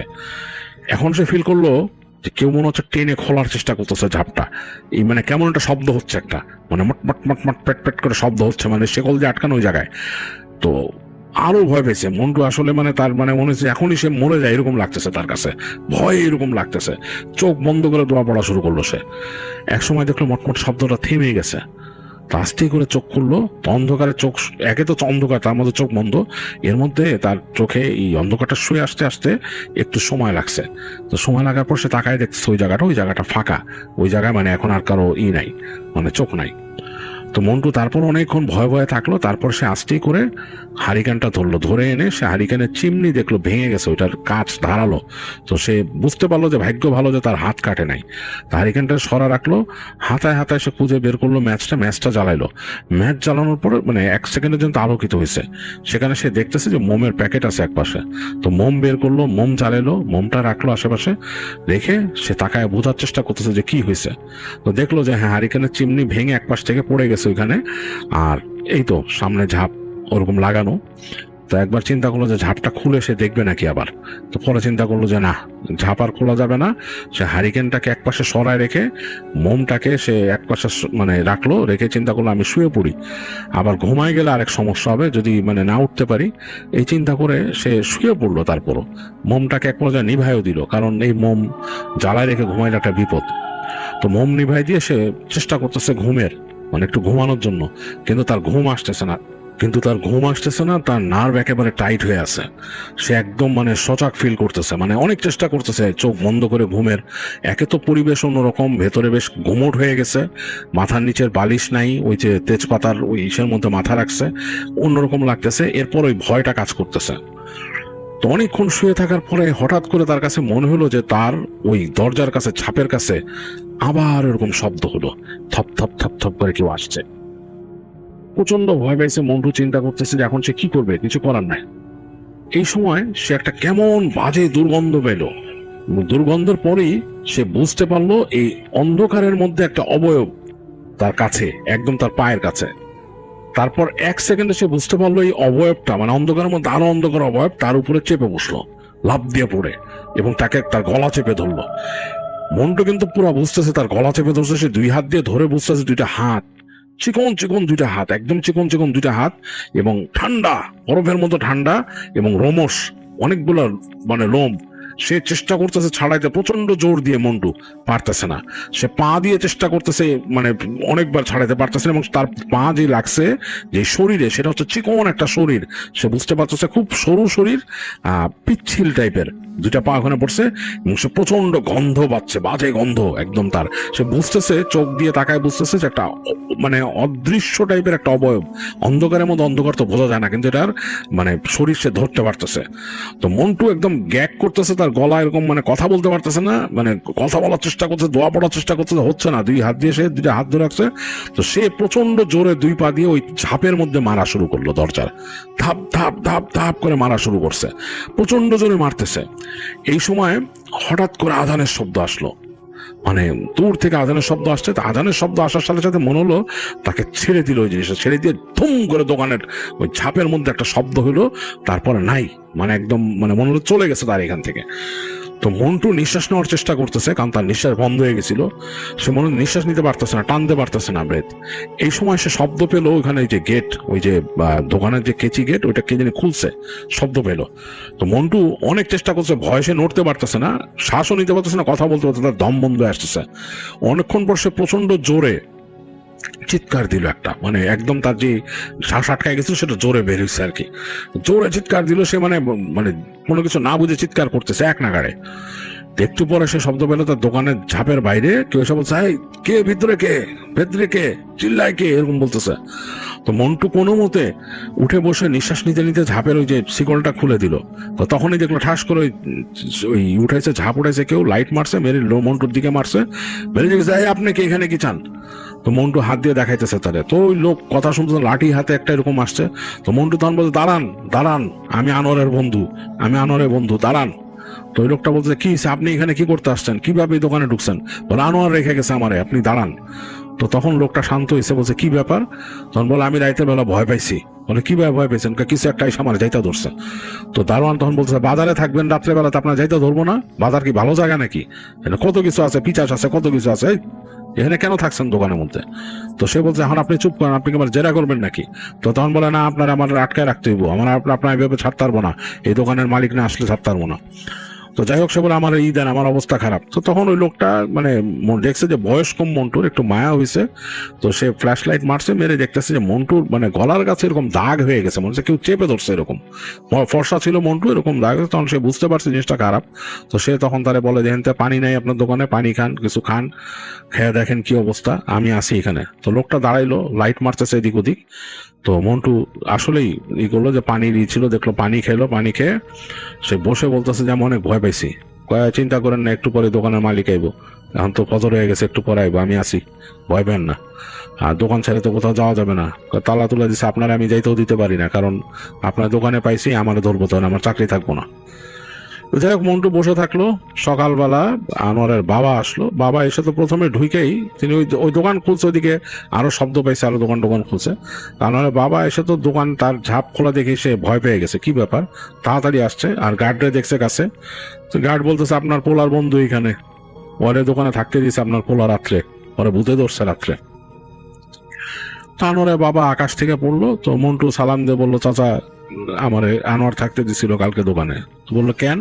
তো বললো যে আমার বাসার থেকে এরকম এরকম সমস্যা। আনোয়ারের বাবা আসলে অতটা রাগী না, যতটুকু মনে করতো মন্টু যতটুকু ভাবছে, আনোয়ারও যতটুকু ভাবছে তার বাবাকে যতটুকু রাখবে সেরকম না।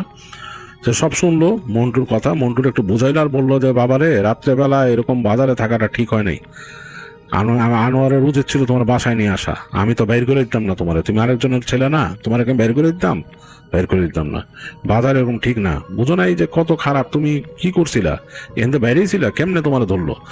তখন মন্টু মাথা নিচে করে বলে যে আমি একটু হাঁটাহাঁটি করছিলাম। কোন দিকে গেছিলে হাইটা? কই যে এরকম এরকম দিকে দিয়ে হাইটা। কই তো ওই জায়গায় মাছের আড়ত টাড়ত, মাছ টাছ রাখে, রাতের বেলা কত কিছু থাকে, পিচাস পিচাস কত কিছু থাকে, মানে গ্রামের মানুষ পিচাস বলে, পিচাস বলে না, বলতেছে পিচাস টিচাস কত কিছু থাকে এরকম। দোকানে বাজারে রাত্রে থাকতে হয় না বাবা। তো অনেক বুঝায় টুঝায় তাকে সকালে নাস্তা করায় আনোয়ারের বাবা। পরে নাস্তা করে বলে যে তুমি আমাদের বাসায় যাও, আমি দেখতেছি, তোমার জিনিসটা পুরো দেখবো। আনোয়ারের বাবার আশ্বাস পেয়ে মন্টুর মনটা একটু ভালো হয়। মন্টু ওখান থেকে যায়, আসলে আনোয়ারদের বাসা যায়, তো দেখে যে আনোয়ার আছে। তো আনোয়ার তাকে দেখে খুব খুশি, বলে যে তুই আসছিস, আব্বা পাঠাইছে তোরে? হ্যাঁ। তো সে তখন ঘটনা বলে আনোয়ারকে কি হয়েছিল রাত্রেবেলা। তো আনোয়ার শুনে তো অবাক। আনোয়ার বলে যে হ্যাঁ শুনছি, বাজারে তো উল্টাপাল্টা জিনিস থাকে, বুঝিস না, এই জায়গায় অনেক উল্টাপাল্টা এরকম মাছ টাছের, ওইখানে তুই যে জায়গার কথা কস ওই জায়গায় আসলে ওই যে মাছের জিনিসপত্র, ওই মাছ পরিষ্কার করে তো অনেকে, ওই মাছ কাইটা কুইটা ই করে ওদিকের সব ময়লাটি ওই জায়গায় ফেলায়, বুঝছিস না, সবসময় পরিষ্কার হয় না, যে পড়ে থাকে, ওই সপ্তাহে একবার সেগুলা ভালো মতো সরায় না, নাহলে ওই জায়গায় ময়লা থাকে। তো ময়লা পিচাশি ধরছিল ধরে। তো যাই হোক, তাই বলে তখন আনোয়ার যতটুকু নিজে পারে, সে ছোট মানুষ, তারপরে সে দোয়াদুর পড়ে ফু দেয় বন্ধুকে। আর দুপুরের পরে ভাত, মানে যখন ভাত খায়, ভাত খাওয়ার পরে দেখা যায় যে আনোয়ারের বাবা তিনি আসছেন বাসায় দোকান থেকে। আসার পরে তিনি বলেন যে মন্টুকে আর আনোয়ারকে সহ নিয়ে যায় মন্টুদের বাসায়, মানে শান্তদের বাসায়। তো নেওয়ার পরে তার বাবা তখন খুব মন খারাপ, কারণ ছেলে রাতে বের হয়ে গেছে, কোথায় থাকছে জানে না তিনি, বা ছেলেকে রাগ করে বলছে আর আসবি না, কিন্তু আসলে মন থেকে তো সেটা বলে না। তো মন্টুর বাবা মানে বেশ মন খারাপ ছিল, এবং ছেলেকে দেখে একদিক দিয়ে খুশি হয়েছেন তিনি। তো তখন আনোয়ারের বাবা ওনার সাথে যে কথাবার্তা বলে বুঝায় দেখেন, আর বলে মন্টুকেও বুঝান যে তুমি পড়াশোনা করবা বাবা, কোনোই না, তোমার সবকিছু ঠিক হয়ে যাবে, আমি দেখবো, তোমার মাঝে মাঝে খবর নিবো, যেহেতু আমি তোমার আব্বারে বুঝাইছি। তো বলে ঠিক আছে। এই বলে তাকে বাসায় আবার তার রেখে আসে। তার বাবাকে বলে রাগ করেন না, ওরে বকাঝকা করেন না, যাই হোক পড়তে দিয়েন, ও ঠিক হয়ে যাবে আস্তে ধীরে। তো মন্টু নাকি এবার বাসায় ব্যাক করার পর তার বাবার কাছে মাফ চায়, বলে যে আমি এরকম আর করবো না, আপনার কথাই শুনবো সব, মানে মন থেকেই সে এরকম ফিল করে, ডিপেন্ডেন্ট ফিল করে। আর তারপর সে একেবারে খুব কঠিনভাবে পড়াশোনা করে, এবং পরের বছর সে খুব ভালো রেজাল্ট করে, এবং এরপর থেকে নাকি সে পরবর্তী প্রত্যেকটা রেজাল্টই ভালো করছিল, এবং একসময় সে মানে এই পড়াশোনার কারণেই খুব ভালো চাকরি পায় এবং কর্মজীবনে ঢুকে যায়। তো এই ছিল শান্তর বড় ভাই মন্টুর ঘটনা, যেটা আপনাদের সাথে শেয়ার করলাম।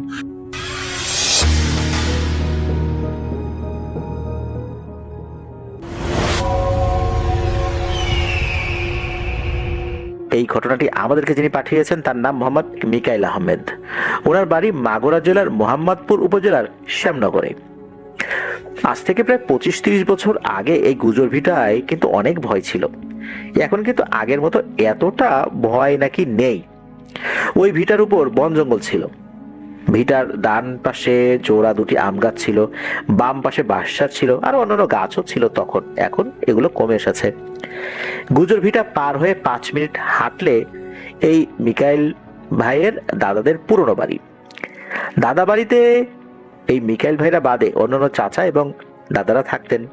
আবার গুজর ভিটা পার হয়ে বাম দিকে কাঁচা রাস্তা চলে গিয়েছে। কাঁচা রাস্তা থেকে 20 মিনিট হাঁটলে রাস্তার ডান পাশে ওর এক ফুপুর বাড়ি, সেই ফুপুর নাম হচ্ছে মিতা।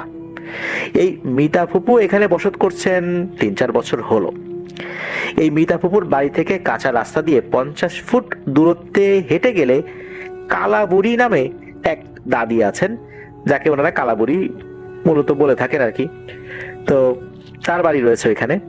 কালাবুড়ি দাদির বাড়ির অনেকটা আগে একটা ছোট ব্রিজ রয়েছে। ব্রিজের নিচে আবার ছোট পুলের মতো রয়েছে। বর্ষার সময় এই পুলের মাধ্যমে এক স্থান থেকে অন্য স্থানে ফসলের জমিতে পানি যেয়ে থাকে আর কি। এই ব্রিজের বাম পাশে 10 একর জায়গা নিয়ে ফসলের জমি। এই জমির ঠিক মাঝেই ছোট একটা ভিটা রয়েছে, যেটা কুলুর ভিটা বলা হয় আর কি। এত কিছু বর্ণনা দেওয়ার কারণ হচ্ছে যে ঘটনাগুলো এখন শেয়ার করব, এই জায়গাগুলোর সাথে ঘটনাগুলোর একটা যোগসূত্র রয়েছে। তো বেশ কয়েকটি ঘটনা উনি পাঠিয়েছেন। প্রথম ঘটনায় চলে যাই। এই ঘটনাটি ঘটেছিল ওনার এক কাকির সাথে, যাকে ওনারা নোয়া কাকি বলে থাকেন আর কি। 20 বছর আগে ওই কাকির সাথে ঘটনাটি ঘটেছিল। ওনার এই কাকি কিন্তু অনেক আগে থেকেই অনেক সাহসী ছিলেন। ব্যক্তি হিসাবে উনি খাদ্য রসিক এবং মানুষ হিসাবে খুবই একজন ভালো মানুষ ছিলেন। বিভিন্ন ধরনের খাবার রান্না করতে পছন্দ করতেন, মানুষকে খাওয়াতে পছন্দ করতেন। এই কাকি খাওয়া দাওয়া নিজেও করতে পছন্দ করতেন। উনি বেশ উঁচু লম্বা ছিলেন। রাতে হোক দিনে হোক সবার বিপদ আপদে ডাক দিলেই ওনাকে কিন্তু পাওয়া যেত। এই কাকি তখন অন্তঃসত্ত্বা ছিলেন। ওনার চাচাতো বোন, যার নাম হচ্ছে কণা, সে তখন চাচির গর্ভে ছিল। একদিন রাত্রে এই নোয়া কাকির স্বপ্নে দেখেন একটি ছোট আকৃতির বেশ মোটা সোটা একটি কুচকুচে কালো অবয়ব। কাকিকে বলছে যে এই মিকাইল ভাইদের বাড়ির দক্ষিণে পিছনে আর কি যে গুজর ভিটা রয়েছে, এই গুজর ভিটার ওইখানে যে জোড়া আম গাছটা রয়েছে, জোড়া আম গাছের নিচে একটি সুন্দর আম রয়েছে, যেটা সিঁদুরের মতো কালার, পেকে যাওয়া একটা আম পড়ে আছে ওই জোড়া আম গাছের নিচে। স্বপ্নে থাকা ওই অভাবটি বলছে এই আমটি ফজরের আজান দেওয়ার আগে গুজর ভিটা থেকে উনি যেন একা একা গিয়ে কুড়িয়ে নিয়ে আসেন এবং নিয়ে এসে ওটা খান। এরপর স্বপ্নে থাকা ওই অভাবটি নাকি মুচকি হাসি দিয়ে চলে যায়। সাথে সাথে কাকির ঘুমও ভেঙে যায়। পরক্ষণে কাকি তাই করেন। ফজরের আজানে কিছুটা আগে, তখন তো অন্ধকার রয়েছে চারদিকে, চারদিকে শুনশান একটা পরিবেশ, ঝিঝি পোকার ডাক, হালকা চাঁদের আলো, এর মধ্যেই উনি এই গুজর ভিটায় চলে আসেন। এসে দেখেন অদ্ভুত এক জিনিস। কাকি যখন গুজর ভিটার উপর আসেন, এসে এদিক ওদিক তাকাচ্ছেন, উনি দেখতে পান গুজর ভিটার উপরে ওখানে বাঁশের নিচে একটি ছোট বামন আকৃতির জিনিস দেখা যাচ্ছে। এই জিনিসটা বোঝা যাচ্ছে, কিন্তু এর চোখ দুটি আরো বেশি বোঝা যাচ্ছে। মনে হচ্ছে চোখ দুটি সবুজ সবুজ দুটো চোখ জ্বলছে ওখানে। এই জিনিসটা তার সামনে দেখা দিল, আবার বাঁশঝাড়ের ভেতরে হেঁটে হেঁটে চলেও গেল। মিতা ফুপুদের বাড়ির দিকে গিয়েই মূলত সে অদৃশ্য হয়ে যায়। কাকি কিন্তু বেজায় সাহসী, এটা দেখে উনি কিন্তু ভয় পান নাই। উনি কি করেছেন, ওই জোড়া আম গাছের নিচে গিয়েছেন, গিয়ে দেখেন সত্যি সিঁদুরের মতো পাকা একটা আম, বেশ বড়সড় একটা আম পড়ে আছে ওখানে। আমটি উনি সাথে করে শাড়ির আঁচলে মুড়িয়ে বাড়িতে নিয়ে একটি কাঠের বক্সে লুকিয়ে রাখেন। কিছুক্ষণ পরে ফজর আজানও দিয়ে দেয়। দিনের বেলায় কাজের সময় কাকির ওই মাথার থেকে কিন্তু ওই আমের চিন্তাটা যাচ্ছে না। তার মনে রয়েছে যে এই আমটা রেখে দিয়েছেন, আমটা রেখে, সবসময় এই বিষয়টা তার মনে আসছে আর কি। কাজও ভালো করে করতে পারছেন না। একটা সময় কাকি ভাবতে থাকেন যে এই জিনিসটার কথা মতো আমি যে আম নিয়ে আসলাম, এনে যে আবার বাসায় রেখেও দিলাম, এখন তো আমের সিজন না।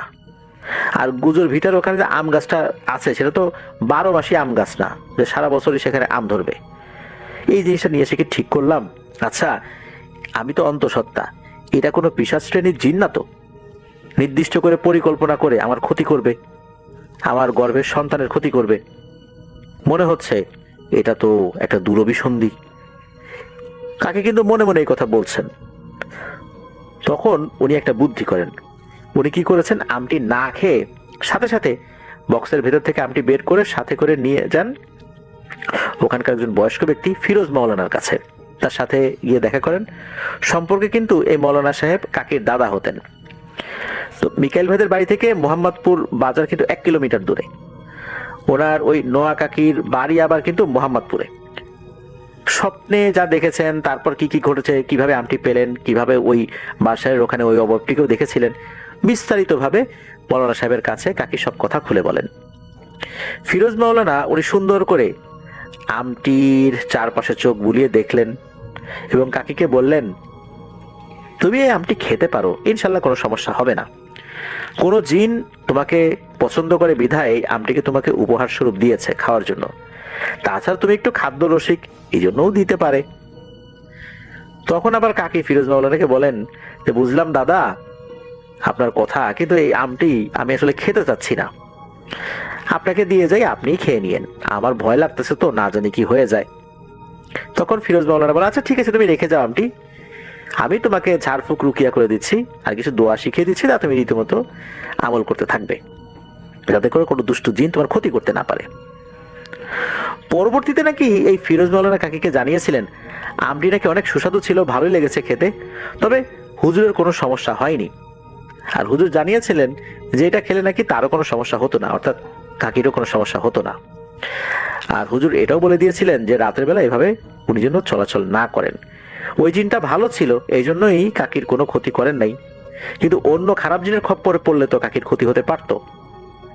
আল্লাহর রহমতে কাকির কোনো সমস্যা আর হয়নি। এই বিষয়টা নিয়ে উনিও যে পরবর্তীতে অন্য স্বপ্ন দেখেছিলেন যে তোকে একটা জিনিস দিলাম আর একজনকে দিলি কেন, এটা সেটা, এরকম কোনো কিছু উনি দেখেন নাই। এই ঘটনাটা এই নোয়া কাকি নিজেই মিকাইল ভাইয়ের আম্মুকে বলেছিলেন। তো প্রথম ঘটনা এইটাই। চলে যাই পরের ঘটনায়। এই ঘটনাটি ঘটেছিল ওনার চাচাতো ফুপু মিতা আর তার মেয়ের সাথে। ঘটনাটি ঘটেছিল 3 বছর আগে, মানে এখন তো 2026 সাল, এখন থেকে 3 বছর আগে ঘটেছিল। তখন এই মিতা ফুপুরা নতুন করে বাড়ি করে থাকা শুরু করেছেন ওনাদের গ্রামের ওই কুলুর ভিটার কাছাকাছি। মিতা ফুপুর 1 মেয়ে 1 ছেলে, 13-14 বছর বয়স হবে মেয়ের, আর ছেলের বয়স হবে 8 থেকে 9 বছর। ফুপু এবং ফুপার মধ্যে ডিভোর্স হয়ে গিয়েছে। ফুপার একটা বিয়ে করেছিলেন, তারই প্রেক্ষিতে ফুপুকে বাপের বাড়িতেই থাকার সিদ্ধান্ত নিতে হয়েছিল। নতুন নতুন বাড়ি করার পর মিতা ফুপু ও তার ছেলে মেয়ে একদিন রাত্রে ঘুমিয়েছিল ঘরের ভিতরে। মধ্যরাতে হঠাৎ করে মিতা ফুপুর ঘুম ভেঙে যায় বাইসাইকেলের বেল বাজানোর শব্দে। মিতা ফুপুর মনে হচ্ছিল যে বাড়ির পাশে থাকা যে রাস্তা, এই রাস্তা থেকে কেউ একজন বাইসাইকেল চালাতে চালাতে বেল বাজিয়ে মিতা ফুপুদের উঠোনের দিকে আসছে, আবার বাইসাইকেলটা চালিয়ে নিয়ে রাস্তার দিকে চলে যাচ্ছে, আর বেল বাজিয়ে যাচ্ছে ক্রিং ক্রিং ক্রিং শব্দ করে। একটা পর্যায়ে মিতা ফুপুর রাগ হয়ে যায়। চিন্তা করেন, এত রাত্রে আমরা ঘুমাচ্ছি আর কোন বিটকেল এই কাজটা করছে, ইচ্ছা করে সাইকেলের বেল বাজাচ্ছে ক্রিং ক্রিং করে, আবার বাড়ির উঠানে আসে, আবার রাস্তায় চলে যায়, আবার যায়, আবার আসে, এই কাজ করছে। ওনার মেজাজটা তো ভীষণ গরম হয়ে যায়। উনি চিন্তা করলেন যে কে এই অপকর্মটা করছে, একটু দেখার দরকার তো। মিতা ফুপু উনি ঘর থেকে বের হয়েছেন, উনি বারান্দায় গিয়েছেন, গিয়ে কাঠের একটা চেয়ারের উপরে ঘাপটি মেরে বসে আছেন। কে এই কাজ করছে তাকে দেখবেন। উনি উঠানের সামনের দিকে তাকিয়ে থাকেন। বেশ কিছুক্ষণ সামনের দিকে তো তাকিয়ে আছেন। উনি দেখছেন যে না তো, এখন কেউ আসছে না, সাইকেলের বেলও কেউ বাজাচ্ছে না, তাহলে এতক্ষণ কে এই কাজটা করছিল, আসা যাওয়া করছিল রাস্তার দিকে আর উঠানের দিকে। এবার মিতা ফুপুর কিছুটা ভয় লাগতে থাকে। তখন ঘটে এক অদ্ভুত ঘটনা। মিতা ফুপু বারান্দা থেকে সামনের দিকে তাকিয়ে দেখতে পান তার বাড়ির সামনে এই রাস্তার পাশে থাকা 10 একর জায়গার মাঝে যে কুলুর ভিটা অবস্থান করছে, দূর থেকে গোল আকৃতির বড় বড় আগুনের গোলা এসে একবার ওই কুলুর ভিটা এসে পড়ছে, আবার অদৃশ্য হয়ে যাচ্ছে, আবার পড়ছে, আবার অদৃশ্য হয়ে যাচ্ছে। কুলুর ভিটাটি মিতা ফুপুর বাড়ি থেকে 150 গজের মতো দূরত্বে আছে আর কি। মিতা ফুপুর বাসা থেকে কিন্তু এটা স্পষ্ট দেখা যেত। চারদিকে শুনশান নীরবতা, কোনো বাতাস নাই। তখন ধানের সিজন চলছে, হালকা শীতের সময়।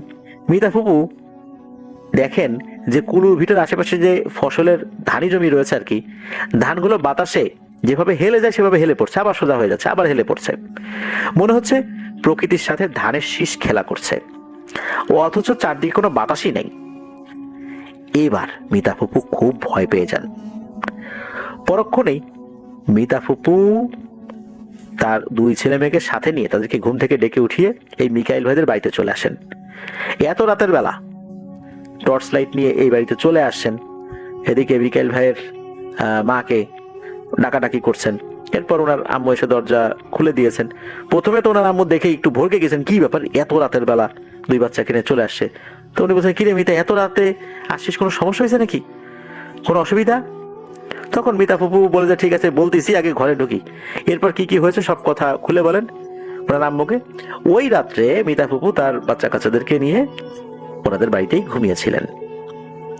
এই ঘটনা কিন্তু মিতা ফুপুর ছেলে মেয়ে বুঝতে পারে নাই, তাদেরকে জানানোই হয় নাই, ভয় পেতে পারে এই জন্য, যেহেতু তারা ছোট। পরবর্তীতে মিতা ফুপুর আল্লাহর রহমতে এই বিষয়টা নিয়ে আর কোনো সমস্যা হয়নি।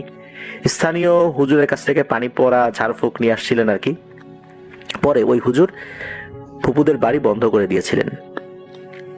এখন যাব মিতা ফুপুর মেয়ের সাথে কি ঘটনা ঘটেছিল। তো মিতা ফুপুর সঙ্গে এই ঘটনা ঘটার প্রায় 6 মাস পার হয়ে যায়। একদিন মিতা ফুপু একটা জরুরি কাজের জন্য তার অন্য বোনের বাড়িতে বেড়াতে গিয়েছিলেন। তার ছেলে মেয়েকে বাড়িতে রেখে গিয়েছেন। মিতা ফুপু ভেবেছিলেন যে অনেকদিন তো হয়ে গেছে, এখন মনে হয় আর কোনো সমস্যা হবে না। মিতা ফুপু তার বোনের বাড়িতে যাবার আগে তার সন্তানদেরকে বলে গিয়েছিলেন, যদি আমি পারি আজই চলে আসব, না হয় ভোরবেলা চলে আসব, তোদের খালা ভীষণ অসুস্থ তাই দেখতে যাচ্ছি। রাতে যদি আমি আসতে নাই পারি তাহলে তোর বড় কাকিদের বাড়িতে গিয়ে থাকবি, মানে এই মিকাইল ভাইদের বাড়ির কথা বলেছিলেন আর কি। তো যেই বলা সেই কাজ, মিতা ফুপু তার বোনের বাড়িতে চলে গেলেন। এদিকে রাত হয়ে আসলো। মিতা ফুপুর ছেলে মেয়ে একটু দুষ্টুই ছিল, দুষ্টামি করারই তো তাদের বয়স। তারা তাদের বাড়ি থেকে কিন্তু আর এই মিকাইল ভাইদের বাড়িতে আসেন নাই ঘুমানোর জন্য। তারা সিদ্ধান্ত নিয়েছিল বাড়িতেই থাকবে, রাতের বেলা তার মা চলেও আসতে পারে, আর না আসলে একটা রাতই তো, কি আর হবে। ওই রাত্রেই ঘটে গেল একটা ভয়ঙ্কর ঘটনা। রাত যখন 9টা কি 10টা বাজে, মিতা ফুপুর বড় মেয়ে না ঘুমিয়ে শুয়ে শুয়ে মোবাইল ইউজ করছিল আর কি। তো এইভাবে মোবাইল ফোন ব্যবহার করতে করতে রাত প্রায় 12টা বেজে যায়। তো সে ফোন ব্যবহার করছেই, আর যেহেতু তার আম্মু বাড়িতে নাই, এখন তো আর মোবাইল ফোন ব্যবহার করার জন্য কেউ বকাঝকা করবে না, কেউ বারণ করবে না। এই সুযোগেই মূলত সে সুযোগের সদ্ব্যবহারটা করছিল, সদ্ব্যবহার না অপব্যবহারই করছিল আর কি। এদিকে তার ছোট ভাই ইতিমধ্যে ঘুমিয়ে পড়েছে। রাত এই 12টার দিকে হঠাৎ করে বাইরে থেকে একটা আওয়াজ আসে মিতা ফুপুর কণ্ঠে। তার মেয়ের নাম ধরে ডাকে। মেয়ের নাম হচ্ছে সেতু। তো মিতা ফুপুর কণ্ঠে বাড়ি থেকে ডাকছে, এ সেতু, এই সেতু দরজা খোল, আমি তোর আম্মু, দরজা খোল। এত রাত্রে না ঘুমিয়ে তুই ফোন ব্যবহার করছিস, কোন সাহসে এত রাত পর্যন্ত জেগে আছিস আর ফোন ব্যবহার করছিস, দরজা খোল তাড়াতাড়ি। মিতা ফুপুর মেয়ে সে তো আসলে এত কিছুর বুঝতে পারতেছে না যে তার মা ঘরে নাই, সে বাইরে থেকে বুঝলো কিভাবে যে সে ফোন ব্যবহার করছে, আর বাইরে থেকে সে ডাকছে আর ওখান থেকেই বলতেছে যে ফোন ব্যবহার করতেছে সে, এটা কিন্তু সে বুঝতে পারতেছে না। সে কি করেছে যে দরজা খুলে দিয়েছে। দরজা খুলে দেখে তার আম্মু বাইরে দাঁড়িয়ে আছে। তারপর সে বলছে যে মা তুমি আসছো, ভালো হয়েছে, ঘুম আসছিল না তো একা একা, এই জন্য একটু ফোন ব্যবহার করতেছিলাম। তো মিতা ফুপু উনি ঘরে ঢোকেন, ঢোকার পর বলতে চাই এক্ষুনি যা খাটের উপর গিয়ে ঘুমিয়ে পড়। সেতু তো খাটের উপর গিয়ে শুয়ে পড়ে। মিতা ফুপু নিজের হাতে তার গায়ের উপর একটা কাঁথা দিয়ে দেন এবং বলেন যে ফোনটা পাশে রাখ, এখন ঘুমিয়ে পড়, আমি বাইরে যাচ্ছি, দরজাটা একটু মিশিয়ে দিয়ে যাচ্ছি, আসতেছি এখনই, ওয়াশরুমে যাব। এই বলে উনি দরজাটা আস্তে করে একটু মিশিয়ে দিয়ে বাইরে যান। এরপর এই সেতু তো ঘুমিয়ে যান। ফজর আজান দেওয়ার বেশ কিছুক্ষণ পর মিতা ফুপু চলে আসেন।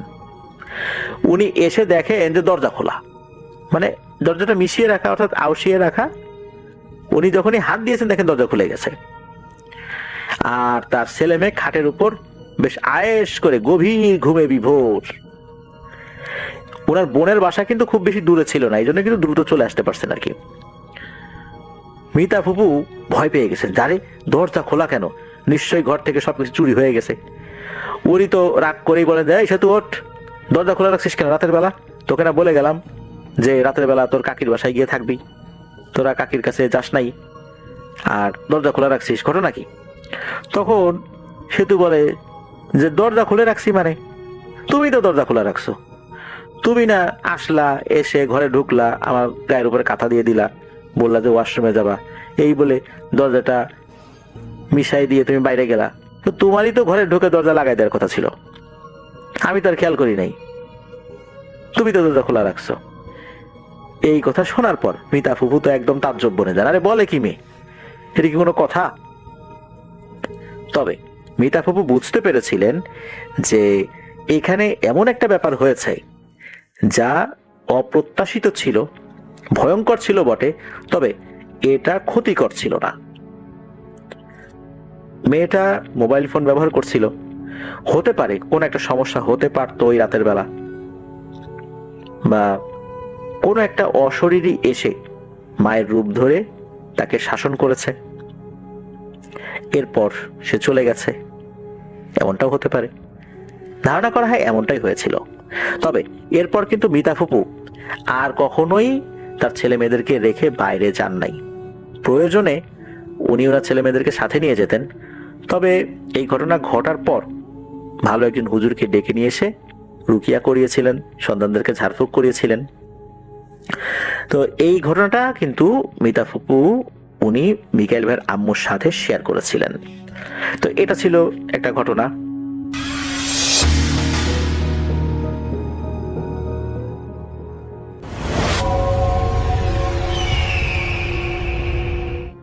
আজকের গল্পটা যদিও আমার নিজের জীবনের না, তবুও আপনাদের সাথে শেয়ার করতে চাচ্ছি।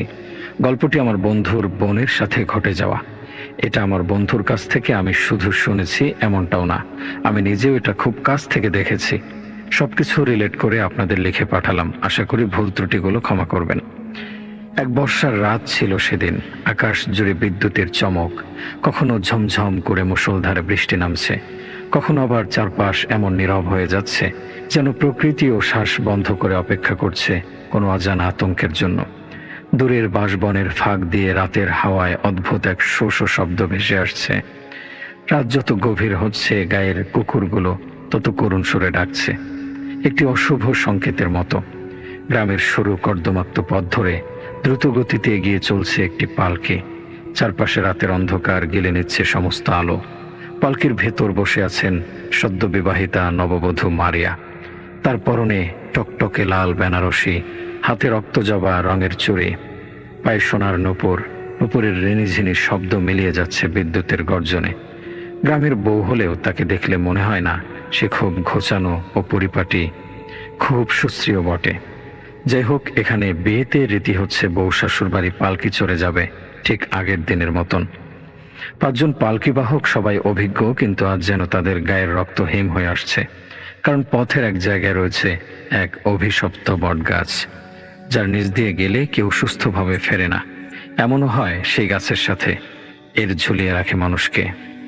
লোকমুখে শোনা যায় এই গাছের নিচে এক সময় এক নববধূকে জীবন্ত কবর দেয়া হয়েছিল। তারপর থেকে এই গাছের নিচে কিছু আছে, কিছু অলৌকিক, কিছু ভয়ঙ্কর। এই পালকি বিকেলের মধ্যেই নিয়ে যাওয়ার কথা, কিন্তু সব শেষ করে যেতে যেতে রাত হয়েই গেল। পালকি বাহকরা মনে মনে দোয়া দরুদ পড়তে থাকে যেন অশুভ শক্তির হাত থেকে রক্ষা পাওয়া যায়, কারণ সবার মনেই মৃত্যু ভয় রয়েছে। তার থেকেও বড় ভয় শয়তানের ভয়। পালকি যতই সেই গাছের কাছে যাচ্ছে ততই পালকি বাহকেরা যেন পা নাড়াতে পারছে না। প্রথমে কিছুই বুঝতে পারছিল না, মনে করেছিল পার পেয়ে যাবে, কিন্তু পালকি যখন ঠিক সেই অভিশপ্ত বটগাছের নিচে পৌঁছায় তখন আচমকা ঝড়ো হাওয়া বইতে শুরু করে। চারপাশের গাছপালা বিকট শব্দে দুলে ওঠে, পাতার ফাঁক দিয়ে যেন শত শত ছায়ামূর্তি নড়ে চড়ে ওঠে। মুহূর্তের মধ্যে জায়গার ধরন বদলে গেল, হঠাৎ থমথমে একটা পরিবেশের সৃষ্টি হলো।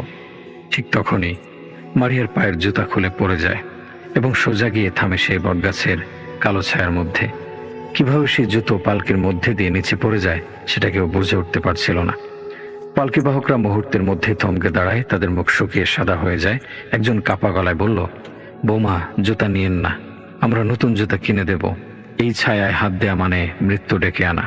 কিন্তু মারিয়া কারো কথা শুনল না। তার মনে হলো কেউ তাকে ডাকছে, এক অদৃশ্য কণ্ঠস্বর যা গভীর মায়া ভরা, যেন এক মহিলা তার নাম ধরে ডেকে বলছে, এই পথ আমার ছিল, তুই কি আমার জায়গা নিতে এসেছিস? সে ধীরে ধীরে হাত বাড়িয়ে জুতাটা তুলে পায়ে গলিয়ে নিল। ঠিক সেই মুহূর্তে পালকির চারপাশে ভয়ঙ্কর বাতাস বয়ে গেল, যেন এক অশরীরী অস্তিত্বের প্রবল অসন্তোষ ছড়িয়ে পড়ল। বটগাছের পাতার ফাঁক দিয়ে একজোড়া রক্তবর্ণ চোখ জ্বলে উঠল এবং বাতাসে ভেসে এলো বিকট এক হাসির আওয়াজ। কেমন যেন মনে হচ্ছে কেউ মারিয়াকে ঠিক ওই জায়গায় টেনে নিয়ে যাচ্ছে। শ্বশুরবাড়ির সবাই নববধূর আগমনের জন্য অপেক্ষা করছিল। ঢাকঢোল, মজামাস্তি, প্রদীপের আলো সব মিলিয়ে এক আনন্দঘন পরিবেশ। কিন্তু মারিয়া যেন অন্য এক মানুষ হয়ে গেছে। তার মুখে কোনো হাসি নেই, চোখ জোড়া ফাঁকা, মুখের রং মৃতের মতো সাদা। শাশুড়ি আদর করে বললেন, মা, অনেক ক্লান্ত হয়ে গেছো, এবার একটু বিশ্রাম নাও, কাল সকাল থেকে নতুন জীবন শুরু হবে। কিন্তু সেই রাত নতুন জীবনের শুরু ছিল না, বরং এক ভয়ঙ্কর অভিশাপের সূচনা। রাত গভীর হলে মারিয়ার ঘর থেকে অদ্ভুত এক গুঞ্জন ভেসে এলো, যেন কেউ চাপা গলায় কাঁদছে, আবার কখনো হাসছে। তৎক্ষণাৎ মামুনের মা ছুটে এলেন, দরজার ফাঁক দিয়ে উঁকি দিতেই ঘাসে উড়ে উঠল। মারিয়া একা একা কথা বলছে, আর মনে হলো সে একাই মহিলা এবং পুরুষ দুই গলায় একসাথে কথা বলছে।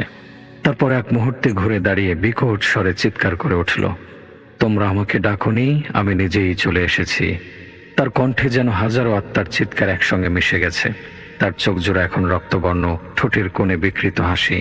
মারিয়ার বিয়ে হয়েছিল গ্রামের সবচেয়ে সম্ভ্রান্ত পরিবারের ছেলে মামুনের সঙ্গে। শ্বশুর বাড়িতে আসার পর প্রথম কয়েকদিন সব স্বাভাবিক ছিল। মারিয়া লাজুক মেয়ে, তেমন কথা বলে না, সবকিছু শান্তভাবে মেনে নেয়। কিন্তু পঞ্চম রাতের পর থেকেই কেমন যেন বদলে যেতে লাগলো সবকিছু। এক রাতে চাঁদের আলো যখন পুরো উঠোন জুড়ে ঝিকিমিকি করছিল, তখন মারিয়া আচমকা নিখোঁজ হয়ে গেল। রাত গভীর হলেও সে ঘরে ফিরল না। হাসান ও তার পরিবারের লোকজন খুঁজতে বের হলো। এক সপ্তাহ পর মাঝরাতে গ্রামের এক লোক চিৎকার করতে করতে দৌড়ে এলো। ওই বটগাছের নিচে মারিয়াকে দেখা গেছে, সে হাসছে, কিন্তু সে মারিয়া না। সবাই মশাল হাতে ছুটে গেল সেখানে।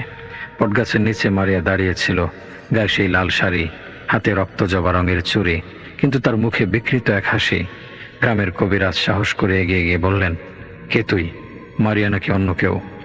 সেই ঠোঁটের কোণে হাসি রেখে ধীরে ধীরে বলল, আমি তো এখানেই ছিলাম, শুধু একটা শরীরের দরকার ছিল। এরপরে ঝড়ো বাতাস বইতে শুরু করলো। বটগাছের ডালপালা বিকট শব্দে দুলে উঠল, আর সেই ছায়া মুহূর্তের মধ্যে অন্ধকারে মিশে গেল। পরদিন সকালে গ্রামের বটগাছের নিচে পাওয়া গেল শুধু লাল শাড়ি, সোনার নূপুর আর রক্তজবা রঙের ভাঙা চুড়ি।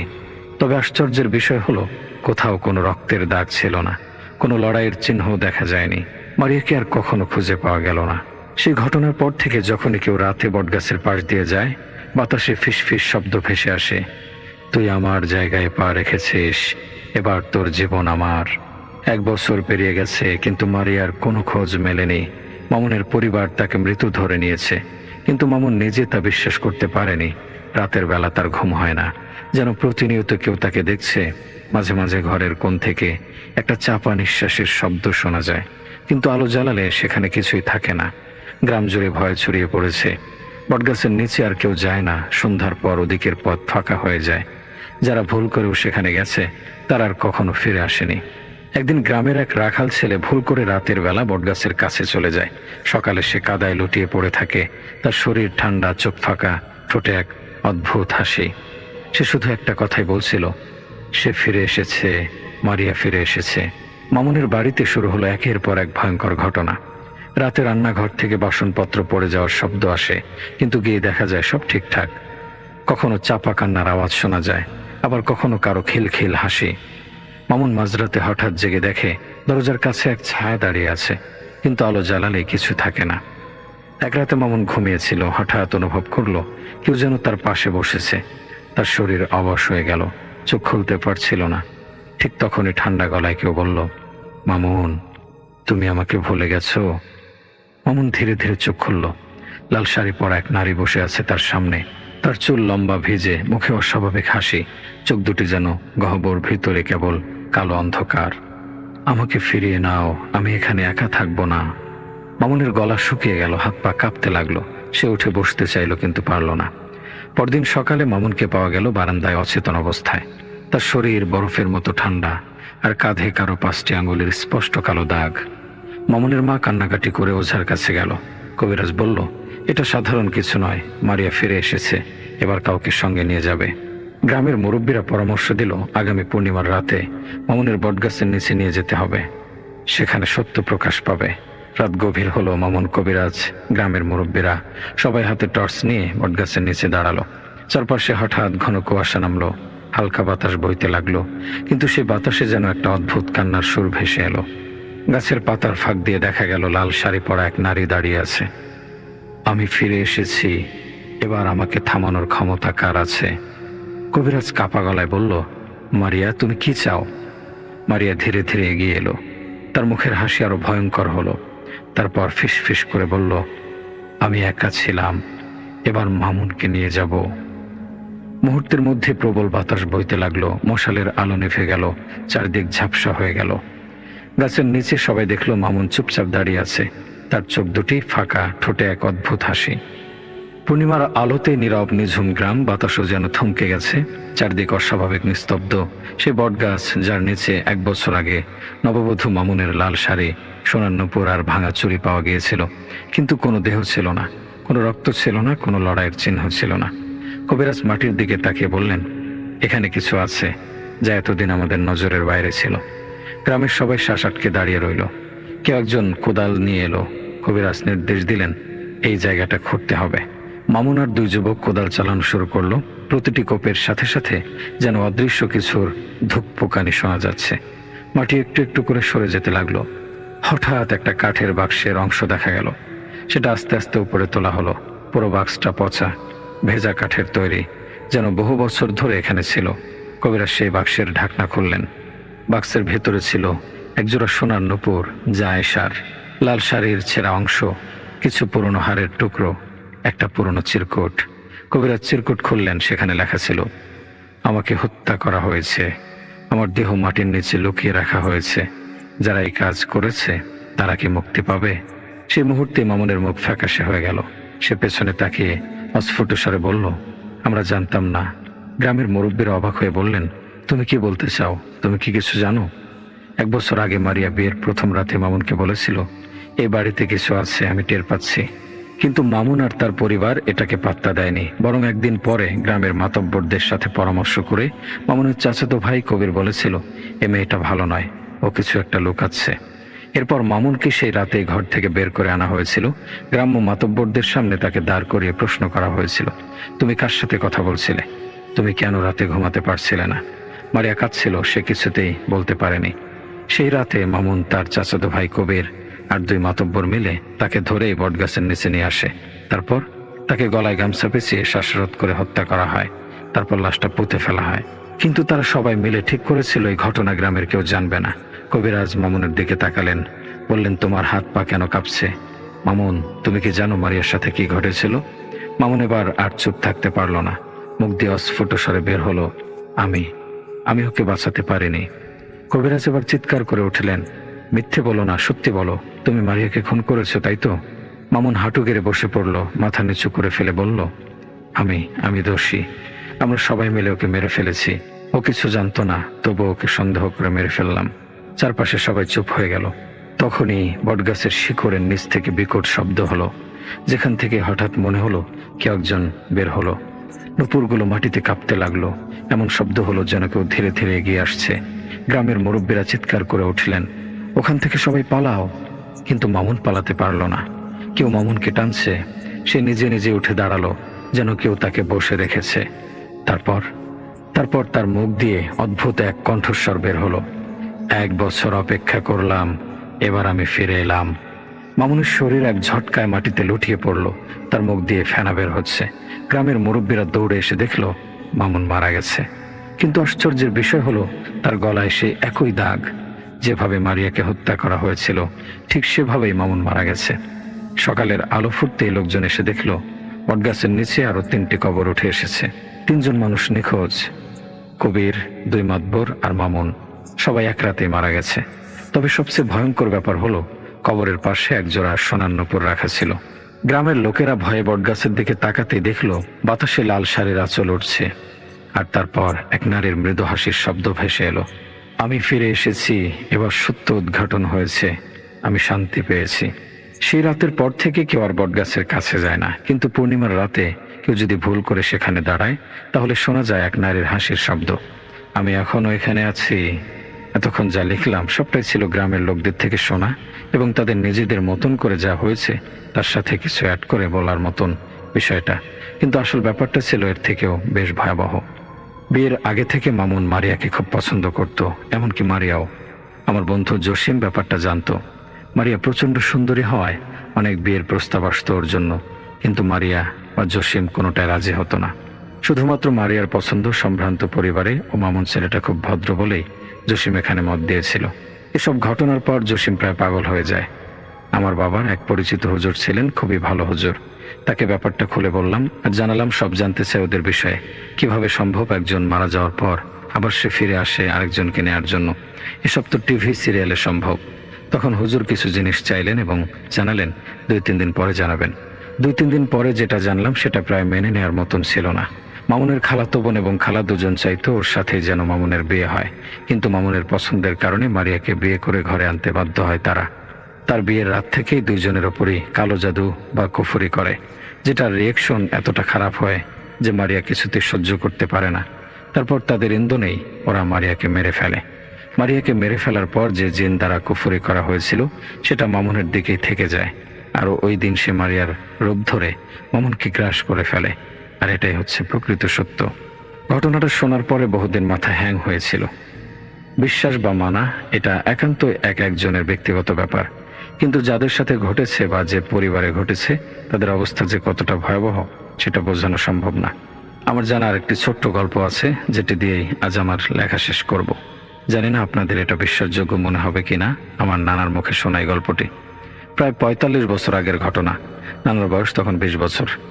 নানার বাবা ছিলেন মাঝি। নৌকা বেয়ে মানুষ টেনে টাকা উপার্জন করে সংসার চালাতো সে। অনেক কষ্টের সংসার ছিল তাদের। নানা ভাই তখন পড়াশোনা করতেন না ঠিকভাবে। সারাদিন বন্ধু বান্ধব, ঘোরাফেরা, গল্প, খেলাধুলা, এর কাছ থেকে এটা নেয়া, ওর কাছ থেকে ওটা নেয়া, সারাদিন এভাবে কাটাতো। এরপর একদিন নানা ভাই সকাল সকাল শুনলো তার বাবা তার মায়ের সাথে খুব রাগারাগি করছে। আর সেই রাগের বিষয় তিনি নিজেই। সে কেন কোনো কাজ করে না, সারাদিন ঘুরে বেড়ায়। রাগ করে তার বাবা বাড়ি থেকে বের হয়ে চলে গেল। এরপর তার মায়ের কাছে যাওয়ার পর তিনি বললেন আজ তার বাবার শরীরটা খুব খারাপ, আজ সে কাজে যেতে পারবে না। এরপর নানা ভাই বাড়ি থেকে বের হয়ে চলে যায়। নানা ভাই তাদের নৌকা নিয়ে বের হয়ে পড়ে। আজ সারাদিন নৌকা চালিয়ে খেপ মেরে যে টাকা পাবে সেটাই তার বাবা মায়ের হাতে দেবে। বিকেল পর্যন্ত কিছু না খেয়ে সে নৌকায় যাত্রী ওঠানামা করে, অনেক টাকাও পায়। পরে সে বিকেলের দিকে 2 জন যাত্রী পায় যারা একটু দূরে যাবে, কিন্তু ভাড়া বেশি হওয়ার কারণে নানা ভাই তাদেরকে নৌকায় উঠালো। সেই লোকের হাতে ঘড়ি থাকায় তার কাছে সময় জানতে চাইল। তিনি বললেন 5টা 10 বাজে। তাদেরকে নিয়ে যাওয়ার পথিমধ্যেই মাগরিবের আজান দিয়ে ফেলে। তারপর আরো প্রায় 2 ঘন্টা নৌকা বয়ে নেয়। এরপর যখন তাদের নামিয়ে দেয় তখন জানতে চায় কয়টা বাজে। সেই লোক উত্তরে বলে প্রায় 8টা। এরপর নানা ভাই সেখানে বসে থাকে। তাদের গ্রামের দিকে যদি কোনো মানুষ যায় তাদের নিয়ে একসাথে যাবে, কিন্তু একে একে সব নৌকা সেখান থেকে চলে যায়, কিন্তু তার কোনো লোক আসে না। এরপর হঠাৎ নানা ভাই একটু ঘুমের মতন পড়ে গেল। ঘুম বলতে তিনি তন্দ্রাচ্ছন্ন হয়ে পড়ল। হঠাৎ শুনল একজন লোক তাকে বলছে, ভাই যাবে নাকি? লোকটি তার ঠিকানা বলল। তিনি বুঝলেন যে এটা তাদের বাড়ির কাছে যে গ্রামটা সেটা। এদের ওখান থেকে নানা বাড়ি যেতে শুধু একটা কবরস্থানের মতন জায়গা পার হতে হয়। নানা ভাই আর কিছু না ভেবে ওনাকে নিয়ে রওনা দিল। প্রায় 3 ঘন্টার মতন নৌকা চালালেন তিনি। এরপর সে ওই লোকের ঠিকানায় পৌঁছালো। ওই লোক বলল, মাঝি প্রায় 12টা বেজে গেল, তুমি আজ রাতটা এখানে থেকে যাও, কাছে আমার বাড়ি। নানা ভাই কিছুতে রাজি হলেন না, কারণ তিনি জানেন তার বাবা মা তার জন্য চিন্তা করছেন। তিনি বললেন সমস্যা হবে না, খুব বেশি হলে 38-40 মিনিটের মধ্যেই বাড়ি পৌঁছে যাবে।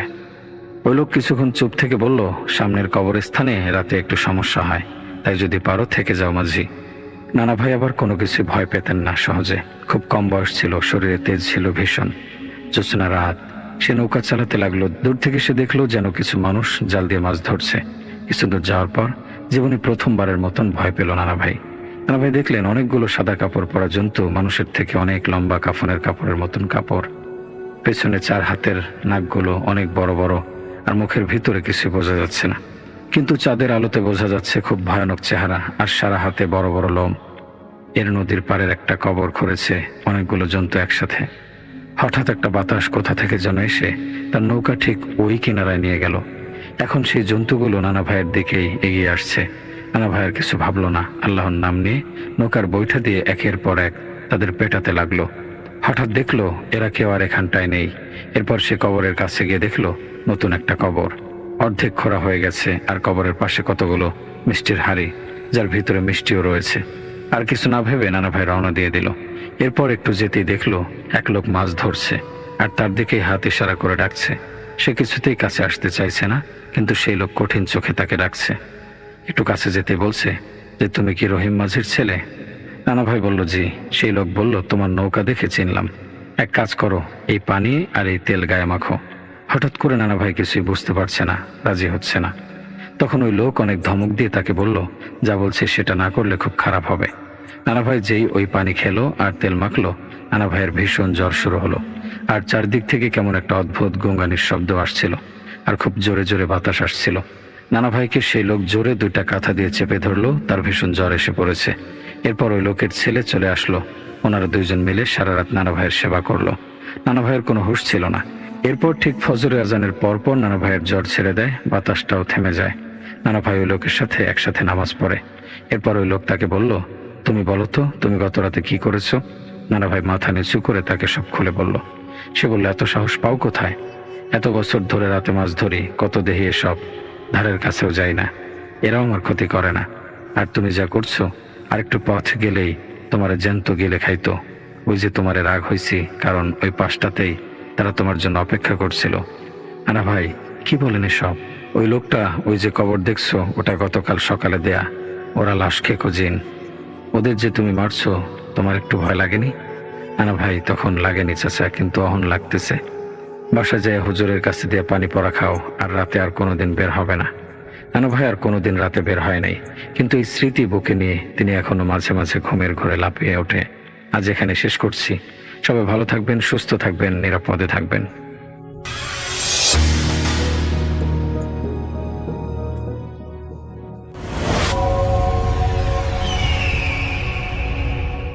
হ্যালো লিসেনার্স, হ্যালো রাসেল ভাই, আসসালামু আলাইকুম। আশা করি সবাই ভালো আছেন, ভালোর দলেই আছেন।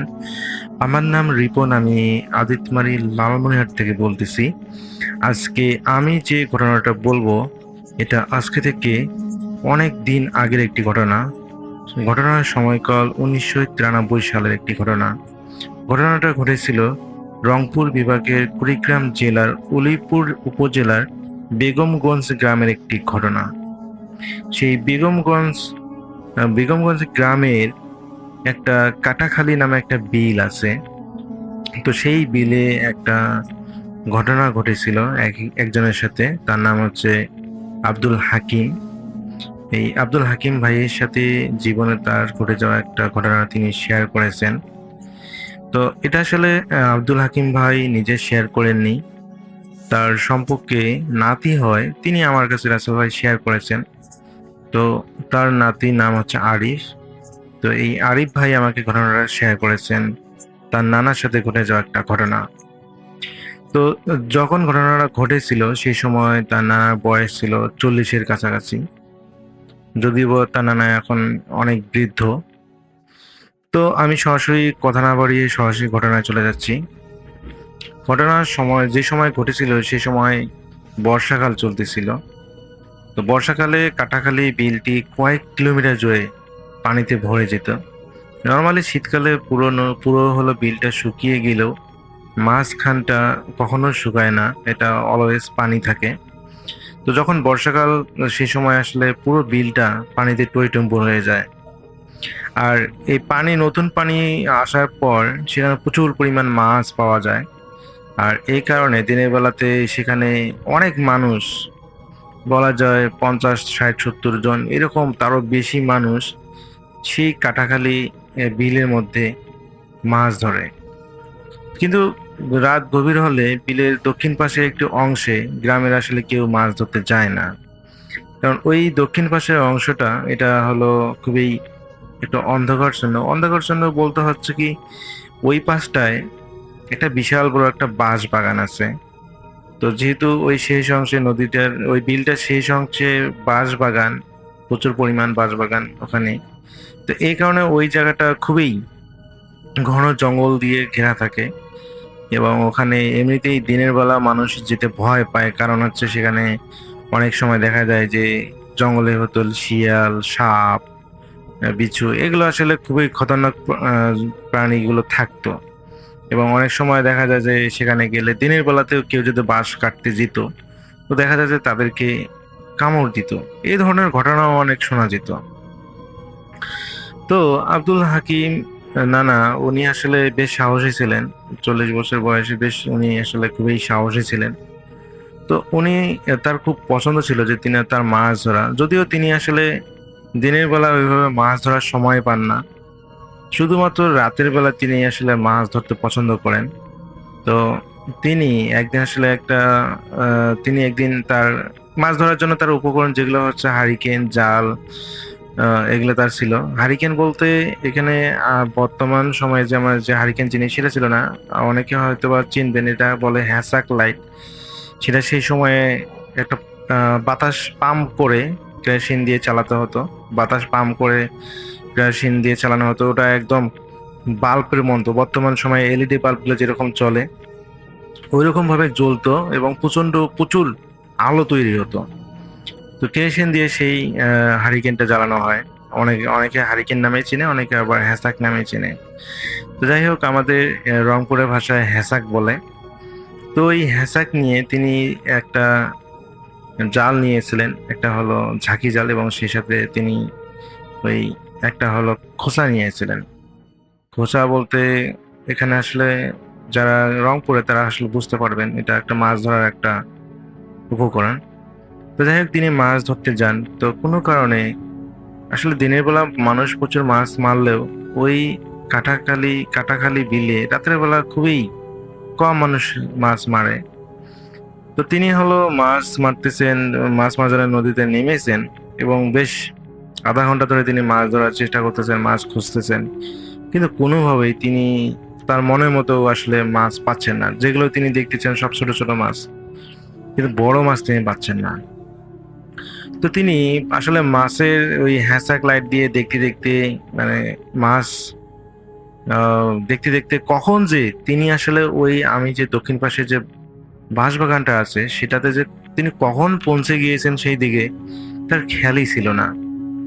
তো সেখানে পৌঁছানোর পর আসলে তিনি প্রথমে বুঝতে পারেন নাই। তিনি ওইখানে একটা মাছ, একটা বড় শোল মাছ দেখতে পান এবং তিনি সেই মাছটাকে খোঁচা দিয়ে আঘাত করেন। কিন্তু তার কাছে মনে হলো যে খোঁচাটা একদম একটা ঝাঁকি দিল এবং কাঁপুনি দিল, কম্পন তৈরি হলো খোঁচাটার মধ্যে। কিন্তু যখন তিনি খোঁচাটা পানি থেকে উঠালেন, তিনি দেখতে পেলেন যে তার খোঁচার মধ্যে মাছটা নেই, কিন্তু সেই মাছের জায়গায় শুধু একটা মাত্র সেই মাছের আঁশটা শরীরে সেই খোঁচার মধ্যে লেগে আছে, কিন্তু মাছটা আসলে ছুটে চলে গিয়েছে।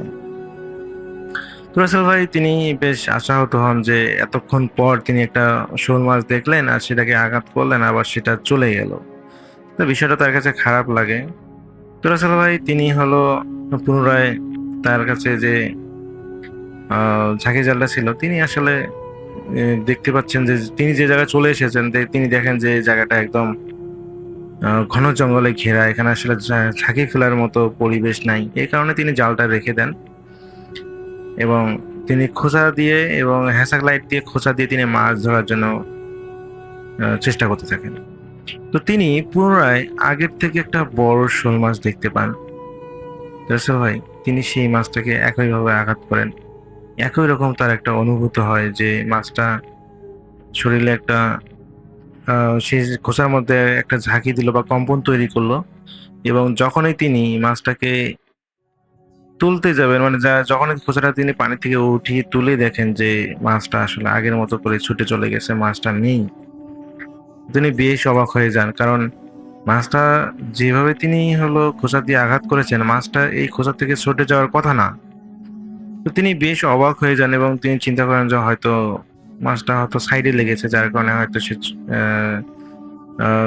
শক্তি দিয়ে আসলে বের হয়ে চলে গেছে, বিষয়টা এরকম।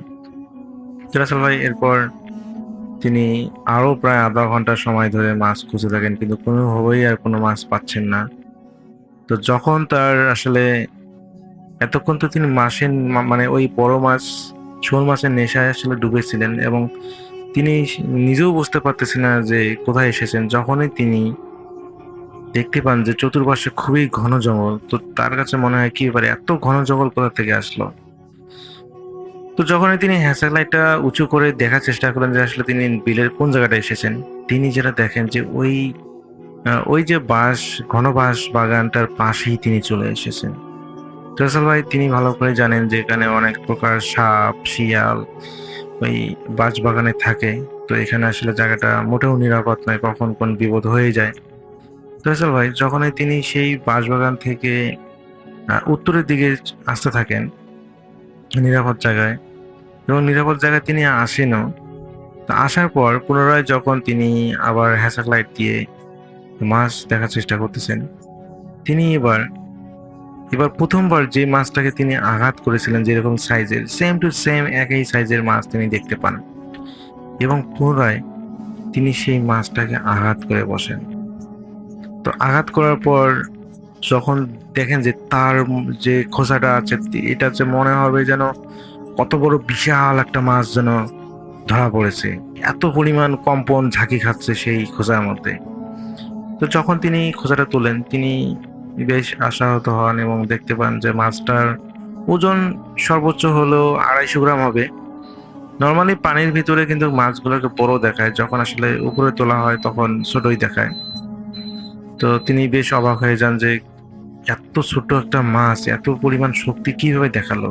তো এরপরে আব্দুল হাকিম নানা উনি আসলে আর মাছ ধরেননি, কারণ তিনি আসলে অনেকটা সময় ব্যয় করেছেন মাছ ধরার পিছনে, কিন্তু কোনোভাবেই তিনি আশানুরূপ মাছ ধরতে পারতেছেন না। এই কারণে তিনি বাসায় চলে যান। তো বাসায় চলে যাওয়ার পর তিনি অনুভব করেন যে তার শরীরে প্রচন্ড পরিমাণে জ্বর আসতেছে। তো কোনোভাবেই বুঝতেছেন না যে তার এত জ্বর আসার কারণটা কি। তো এতটাই তিনি অসুস্থ হয়ে যান জ্বরের কারণে যে তিনি বিছানা থেকে উঠতে পারতেছেন না, এবং পরবর্তীতে দেখা যায় যে ওনার ছেলেকে আসলে দেখেন যে তার বাবা অনেক অসুস্থ হয়েছে। তো উনি আসলে একজন ডাক্তারকে নিয়ে আসেন। তো ডাক্তার আসার পর তাকে ওষুধ দিয়ে যান জ্বর মাপার জন্য, চেক টেক করে।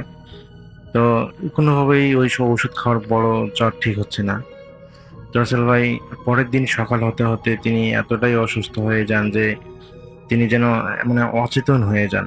মানে তিনি আসলে বেঁচে আছেন কিন্তু কোনোভাবেই সজাগ হচ্ছেন না, মানে তিনি যে অজ্ঞান হয়ে আছেন, কোমায় আছেন, এত পরিমাণ অসুস্থ হয়েছে। তো পরবর্তীতে ওনার একজন বাড়ির পাশে একজন হুজুর আছে, ওই নানার বাড়ির পাশে একজন হুজুর আছে। তো উনি বিষয়টা জানার পর উনি বলেন যে উনি তো রাত বিরাতে মাছ ধরতে যায়, হয়তোবা এই কারণে কোনো কিছু হতে মানে ভয়ের কিছু হতে পারে। আপনারা এক কাজ করেন, কোনো হুজুরকে নিয়ে আসেন, একজন ভালো হুজুর যারা আসলে জিন রিলেটেড কাজ করে তাদেরকে নিয়ে আসেন, আশা করি তারা এটা ধরতে পারবে। তো যেহেতু নানা অনেক অসুস্থ হয়ে গেছেন, আব্দুল হাকিম নানা অনেক অসুস্থ হয়ে গেছেন, তো পরবর্তীতে ওনাকে একজন হুজুরকে দেখানো হয়, এবং হুজুর বাড়িতে এসেই বলেন যে আরে আপনারা এত লেট করে আমাকে ডাকলেন কেন, আমাকে বা আপনি অন্য কাউকে হোক, কিন্তু আপনারা এত বেশি দেরি করে ফেলেছেন। আপনার বাবাকে তো একজন পিশাচ আক্রমণ করেছে। তো পরে ওনার কাছ থেকে জানতে চাওয়া যায় যে কি হলো। তো উনি পরে বলেন যে আসলে আপনার বাবা এরকম মাছ ধরতে গিয়েছিল, ওখানে আসলে একটা পিশাচের বাচ্চাকে আসলে সে মাছ ঢুকেছিল, সেটাকে সে আঘাত করেছে, 2বার আঘাত করেছে, এবং সেই সাথে সাথে পিশাচের যে একটা মা আছে তাকেও আঘাত করেছে। এই কারণে ওই পিশাচটার বাবা খুবই ক্ষিপ্ত হয়েছে আপনার বাবার প্রতি। আল্লাহ আপনারা আপনার বাবার জন্য দোয়া করেন। আমি আসলে বলতে পারতেছি না যে কি হবে, কারণ সেই পিশাচটা খুবই ক্ষিপ্ত হয়ে আছে, যেহেতু তার স্ত্রী এবং সন্তানকে আপনার বাবা আঘাত করেছে। এই কারণে সে প্রতিশোধ নেওয়ার জন্যই আসলে ভালোভাবে আপনার বাবাকে ধরেছে। তো আপনার বাবার জন্য দোয়া করেন, আর আমিও আমার সাধ্য মতন চেষ্টা করবো। ফয়সাল ভাই আল্লাহর রহমতে ওই হুজুর তিনি সফল হন সেই জিনটাকে তাড়াতে। তিনি অনেক চেষ্টা করে প্রায় 3 দিন তাদের বাসাতে রোকাইয়ার কাজ করার পরে সেই জিনটাকে তিনি পরিপূর্ণভাবে ওই আব্দুল হাকিম নানার শরীর থেকে বের করতে সক্ষম হন, এবং তাকে আসলে অনেক কিছু পরামর্শ দেন যে কিভাবে চলতে হবে। তো তিনি আসলে নিয়মকানুনগুলো মানার পর তার সাথে আর কোনো ধরনের সমস্যা হয়নি। তিনি এখন পর্যন্ত ভালো আছেন। তো এটাই ছিল আরিফের পাঠানো ঘটনা, যেটা তার নানার সাথে ঘটেছিল। এটা রংপুর বিভাগের কুড়িগ্রাম জেলার উলিপুর উপজেলার বেগমগঞ্জ গ্রামের একটি ঘটনা। আর যিনি এই ঘটনাটা আসলে কাটাখালী বিলকে কেন্দ্র করে ঘটেছিল, তাদের যে কাটাখালী বিল আছে সেইটাতেই হয়েছিল। তো রাসেল ভাই, আমার কাছে ঘটনাটা খুব ভালো লেগেছিল, এই কারণে আমি আপনাদের মাঝে এই ঘটনাটা শেয়ার করে দিলাম। যদি কথার মাঝে কোনো ভুল ত্রুটি হয়ে থাকে, সবাই ক্ষমা সুন্দর দৃষ্টিতে দেখবেন। সবাই ভালো থাকবেন, সুস্থ থাকবেন, এই প্রত্যাশায় আল্লাহ হাফেজ।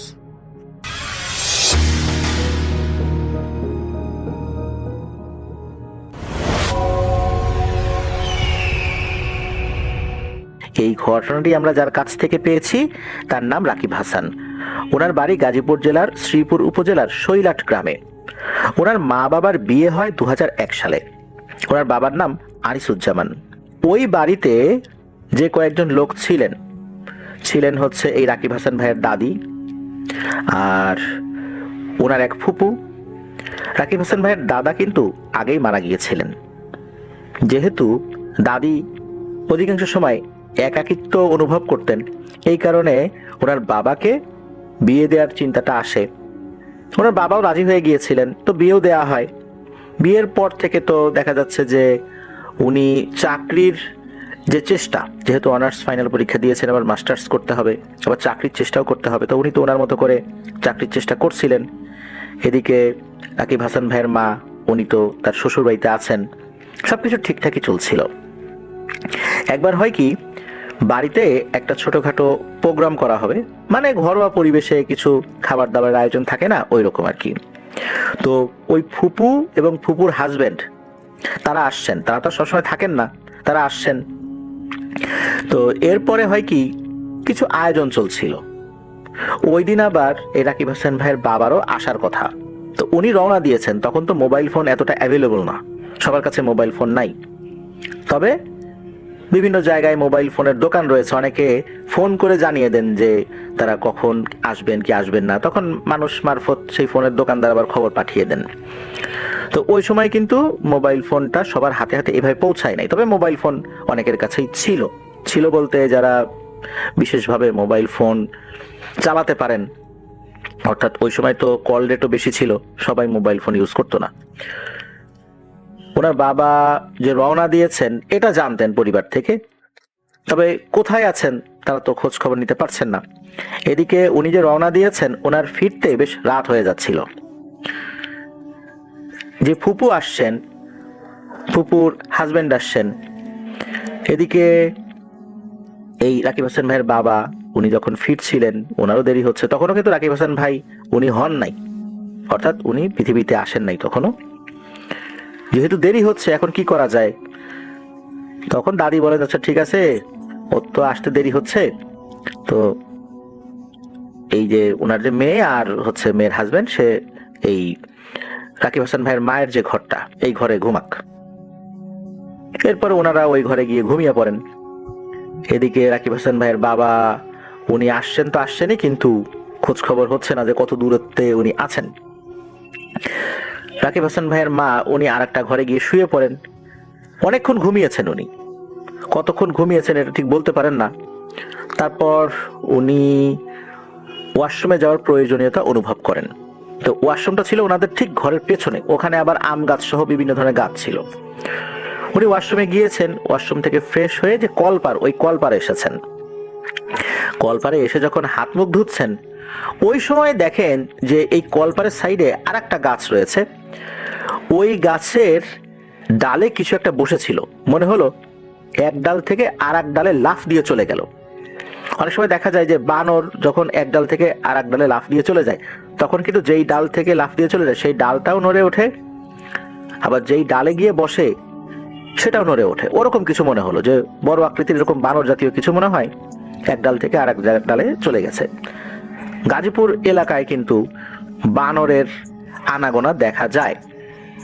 তো ওনারা এটাই মনে করেছেন, বা উনি এটাই মনে করেছেন যে এরকম কিছু হবে আর কি। এটা নিয়ে উনি খুব বেশি ভাবেন নাই। এরপর ঘরে চলে যান। তার কিছুক্ষণ পর ফজরের আজানও দিয়ে দেয়। এরপর রাকিব হাসান ভাইয়ের বাবা চলে আসেন। তো উনি এই বিষয়টা তো আসলে ওইভাবে পাত্তা দেন নাই, কারণ এটা পাত্তা দেওয়ার কথাও না। রাতের বেলা দেখা যাচ্ছে যে পেঁচা কিন্তু এরকম বসে আবার উড়ে চলে যায়, এটা আহামরি ওরকম কোনো বিষয় না। পেঁচার সাইজ অনেক সময় অনেক বড় হয়ে থাকে, সেও যদি উড়ে এক ডাল থেকে আরেক ডালে গিয়ে বসে, আবার বাদুড়ও বসতে পারে, সুতরাং এটা অস্বাভাবিক তো কিছু না। তো এইভাবেই চলে যাচ্ছিল। ওনার বাবা আসার 2 দিন পর আবার ঢাকাতে চলে আসেন। ওনার বাবা কিন্তু ভালো একটা চাকরিও পেয়ে গিয়েছিলেন, যেহেতু পোস্টিংটা অন্য জায়গায়, এই কারণে উনি তো বাসা থেকে আসা যাওয়া করে উনি চাকরিটা মেনটেন করতে পারবেন না, এই জন্য বাড়ির থেকে ওনাকে বাইরেই থাকতে হতো, অর্থাৎ ঢাকাতে থাকতে হতো। এর কয়েকদিন পর ঘটে আর একটা ঘটনা। সেটা হচ্ছে যে উনি রাতে শুয়ে আছেন, তখন কিন্তু গরমের সময়, প্রচন্ড গরম পড়েছে। তখন রাকিব হাসান ভাইয়ের মা উনি ঘরের জানালা খুলে দিয়ে শুয়ে আছেন। রাত তখন অনেক হয়েছে, কয়টা বাজে এটা ওনার ঠিক মনে নাই। ঘরের মধ্যে হারিকেন ছিল, হারিকেন আলোটা কমিয়ে দিয়ে আবসা আলো ঘরের মধ্যে ছিল, তো উনি ঘুমিয়ে আছেন। ওই দিন আবার ঘুটঘুটে অন্ধকার ছিল, মানে আকাশে চাঁদও ছিল না। অমাবস্যা নাকি অন্য কোনো কিছু বোঝা যাচ্ছিল না। তাছাড়া আশেপাশে তো গাছপালা আছে, চাঁদের আলো থাকলেও ওভাবে আসলে স্পষ্টভাবে কোনো কিছু বাইরে দেখাটা মুশকিল হয়ে যায়। তবে চাঁদের আলো থাকলে কিছুটা বোঝা যায় বাইরে আর কি। তো ঘুটঘুটে অন্ধকার ছিল, চাঁদের আলো ছিল না। ওনার ঘুম ভেঙে যায় কোনো একটা কারণে। ঘুম ভাঙার পর ওনার কাছে মনে হলো জানালার শিক ধরে কেউ একজন দাঁড়িয়ে আছে। উনি এটা যখন ফিল করেছেন, ধর্মার করে উঠে বসেছেন। এরপর উনি জিজ্ঞেস করেছেন, এই কে? তখন আবার ওই জানালার কাছে দাঁড়িয়ে থাকা ওই জিনিসটা তার নাম ধরে ডেকেছে, আমি তোমার ভাই। তখন রাকিব হাসান ভাইয়ের মা চিন্তা করছেন যে আমার ভাই এত রাত্রে জানালার শিক ধরে এখানে দাঁড়ায় থাকবে নাকি? তখন উনি আবার বলছেন, এই বলো তো, ঠিক করে বলো তুমি কে? তখন ওই জিনিসটা বলতেছে, আমি তোমার ভাই। এই বলেই নাকি 2 হাত জানালার শিক দিয়ে ভেতর দিয়ে ঢুকিয়ে দিয়েছে।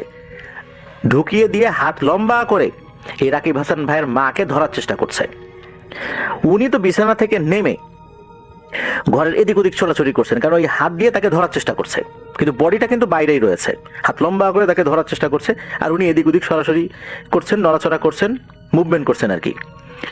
এক পর্যায়ে রাকিব হাসান ভাইয়ের মা উনি চিৎকার বলে রাজ্জাক বলে একটা ডাক দেন। এই রাজ্জাক হচ্ছেন রাকিব হাসান ভাইয়ের চাচা, কারণ ওনার 2 জন চাচা রয়েছে। তো ওই চাচাকে উনি ডাক দেন।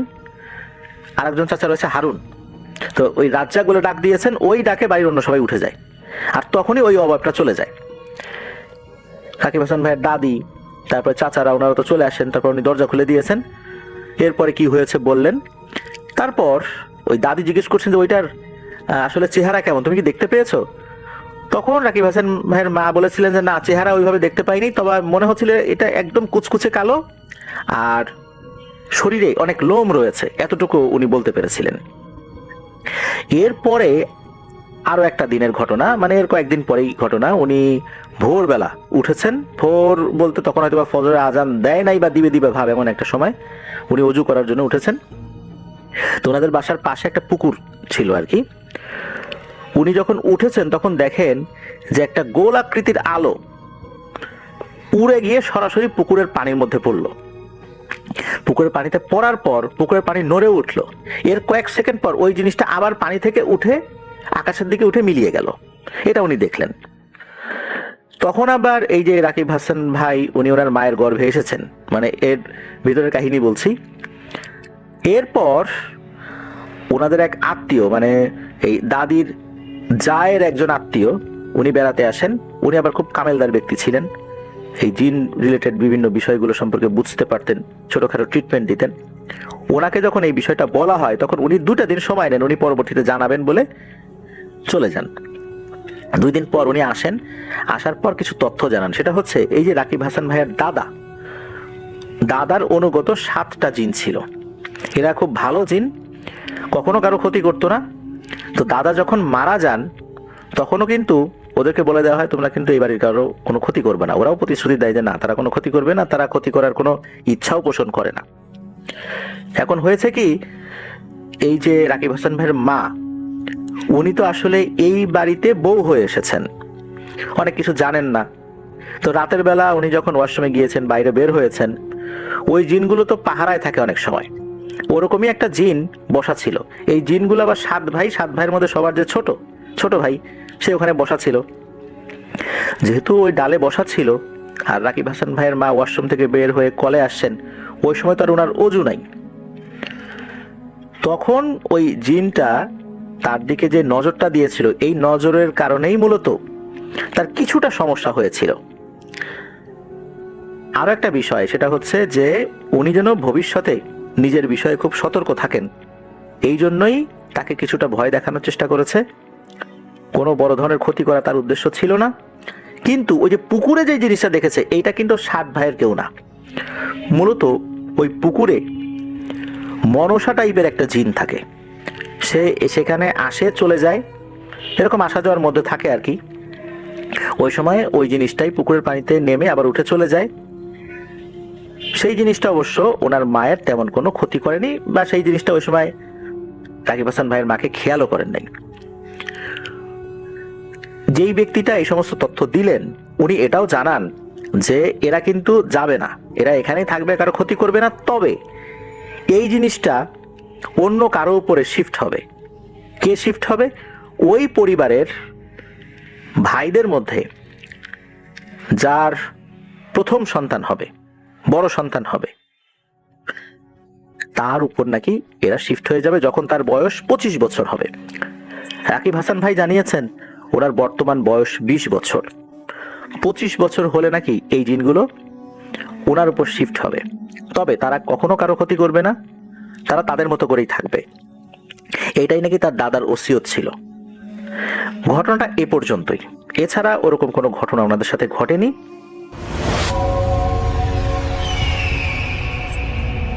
হ্যালো লিসেনার্স, আশা করি ঘটনাগুলো আপনাদের ভালো লেগেছে। আমি চেষ্টা করেছি বাছাই করে ঘটনাগুলো আপনাদের মাঝে শেয়ার করার। আমি প্রতিদিনই ঘটনাগুলো বাছাই করে আপনাদের মাঝে একটি করে এপিসোড শেয়ার করার চেষ্টা করি। যদি আমার ঘটনাগুলো একটু ভালো লাগে তাহলে অবশ্যই এই চ্যানেলটি সাবস্ক্রাইব করবেন। আর আপনারা কোথা থেকে এই ঘটনাগুলো শুনতেছেন, যদি আপনাদের ঠিকানাগুলো জানান তাহলে আমি অনেক কৃতজ্ঞ হব। তাহলে আমি বুঝতে পারবো যে আপনারা কোথা থেকে শুনতেছেন। এছাড়াও আপনাদের মাঝে যদি কোনো ঘটনা থেকে থাকে তাহলে অবশ্যই আমাদের ইমেলে দেওয়া ঠিকানায় ঘটনাটা পাঠাবেন। তাহলে নেক্সট এপিসোডে আপনার সেই ঘটনাটা আমরা রাসেল ভাইয়ের মাধ্যমে অথবা আমরা নিজেরা পড়ে শোনাবো। তো ভালো থাকবেন, সুস্থ থাকবেন, এই প্রত্যাশায় আজকের মতো বিদায় নিচ্ছি। আল্লাহ হাফেজ।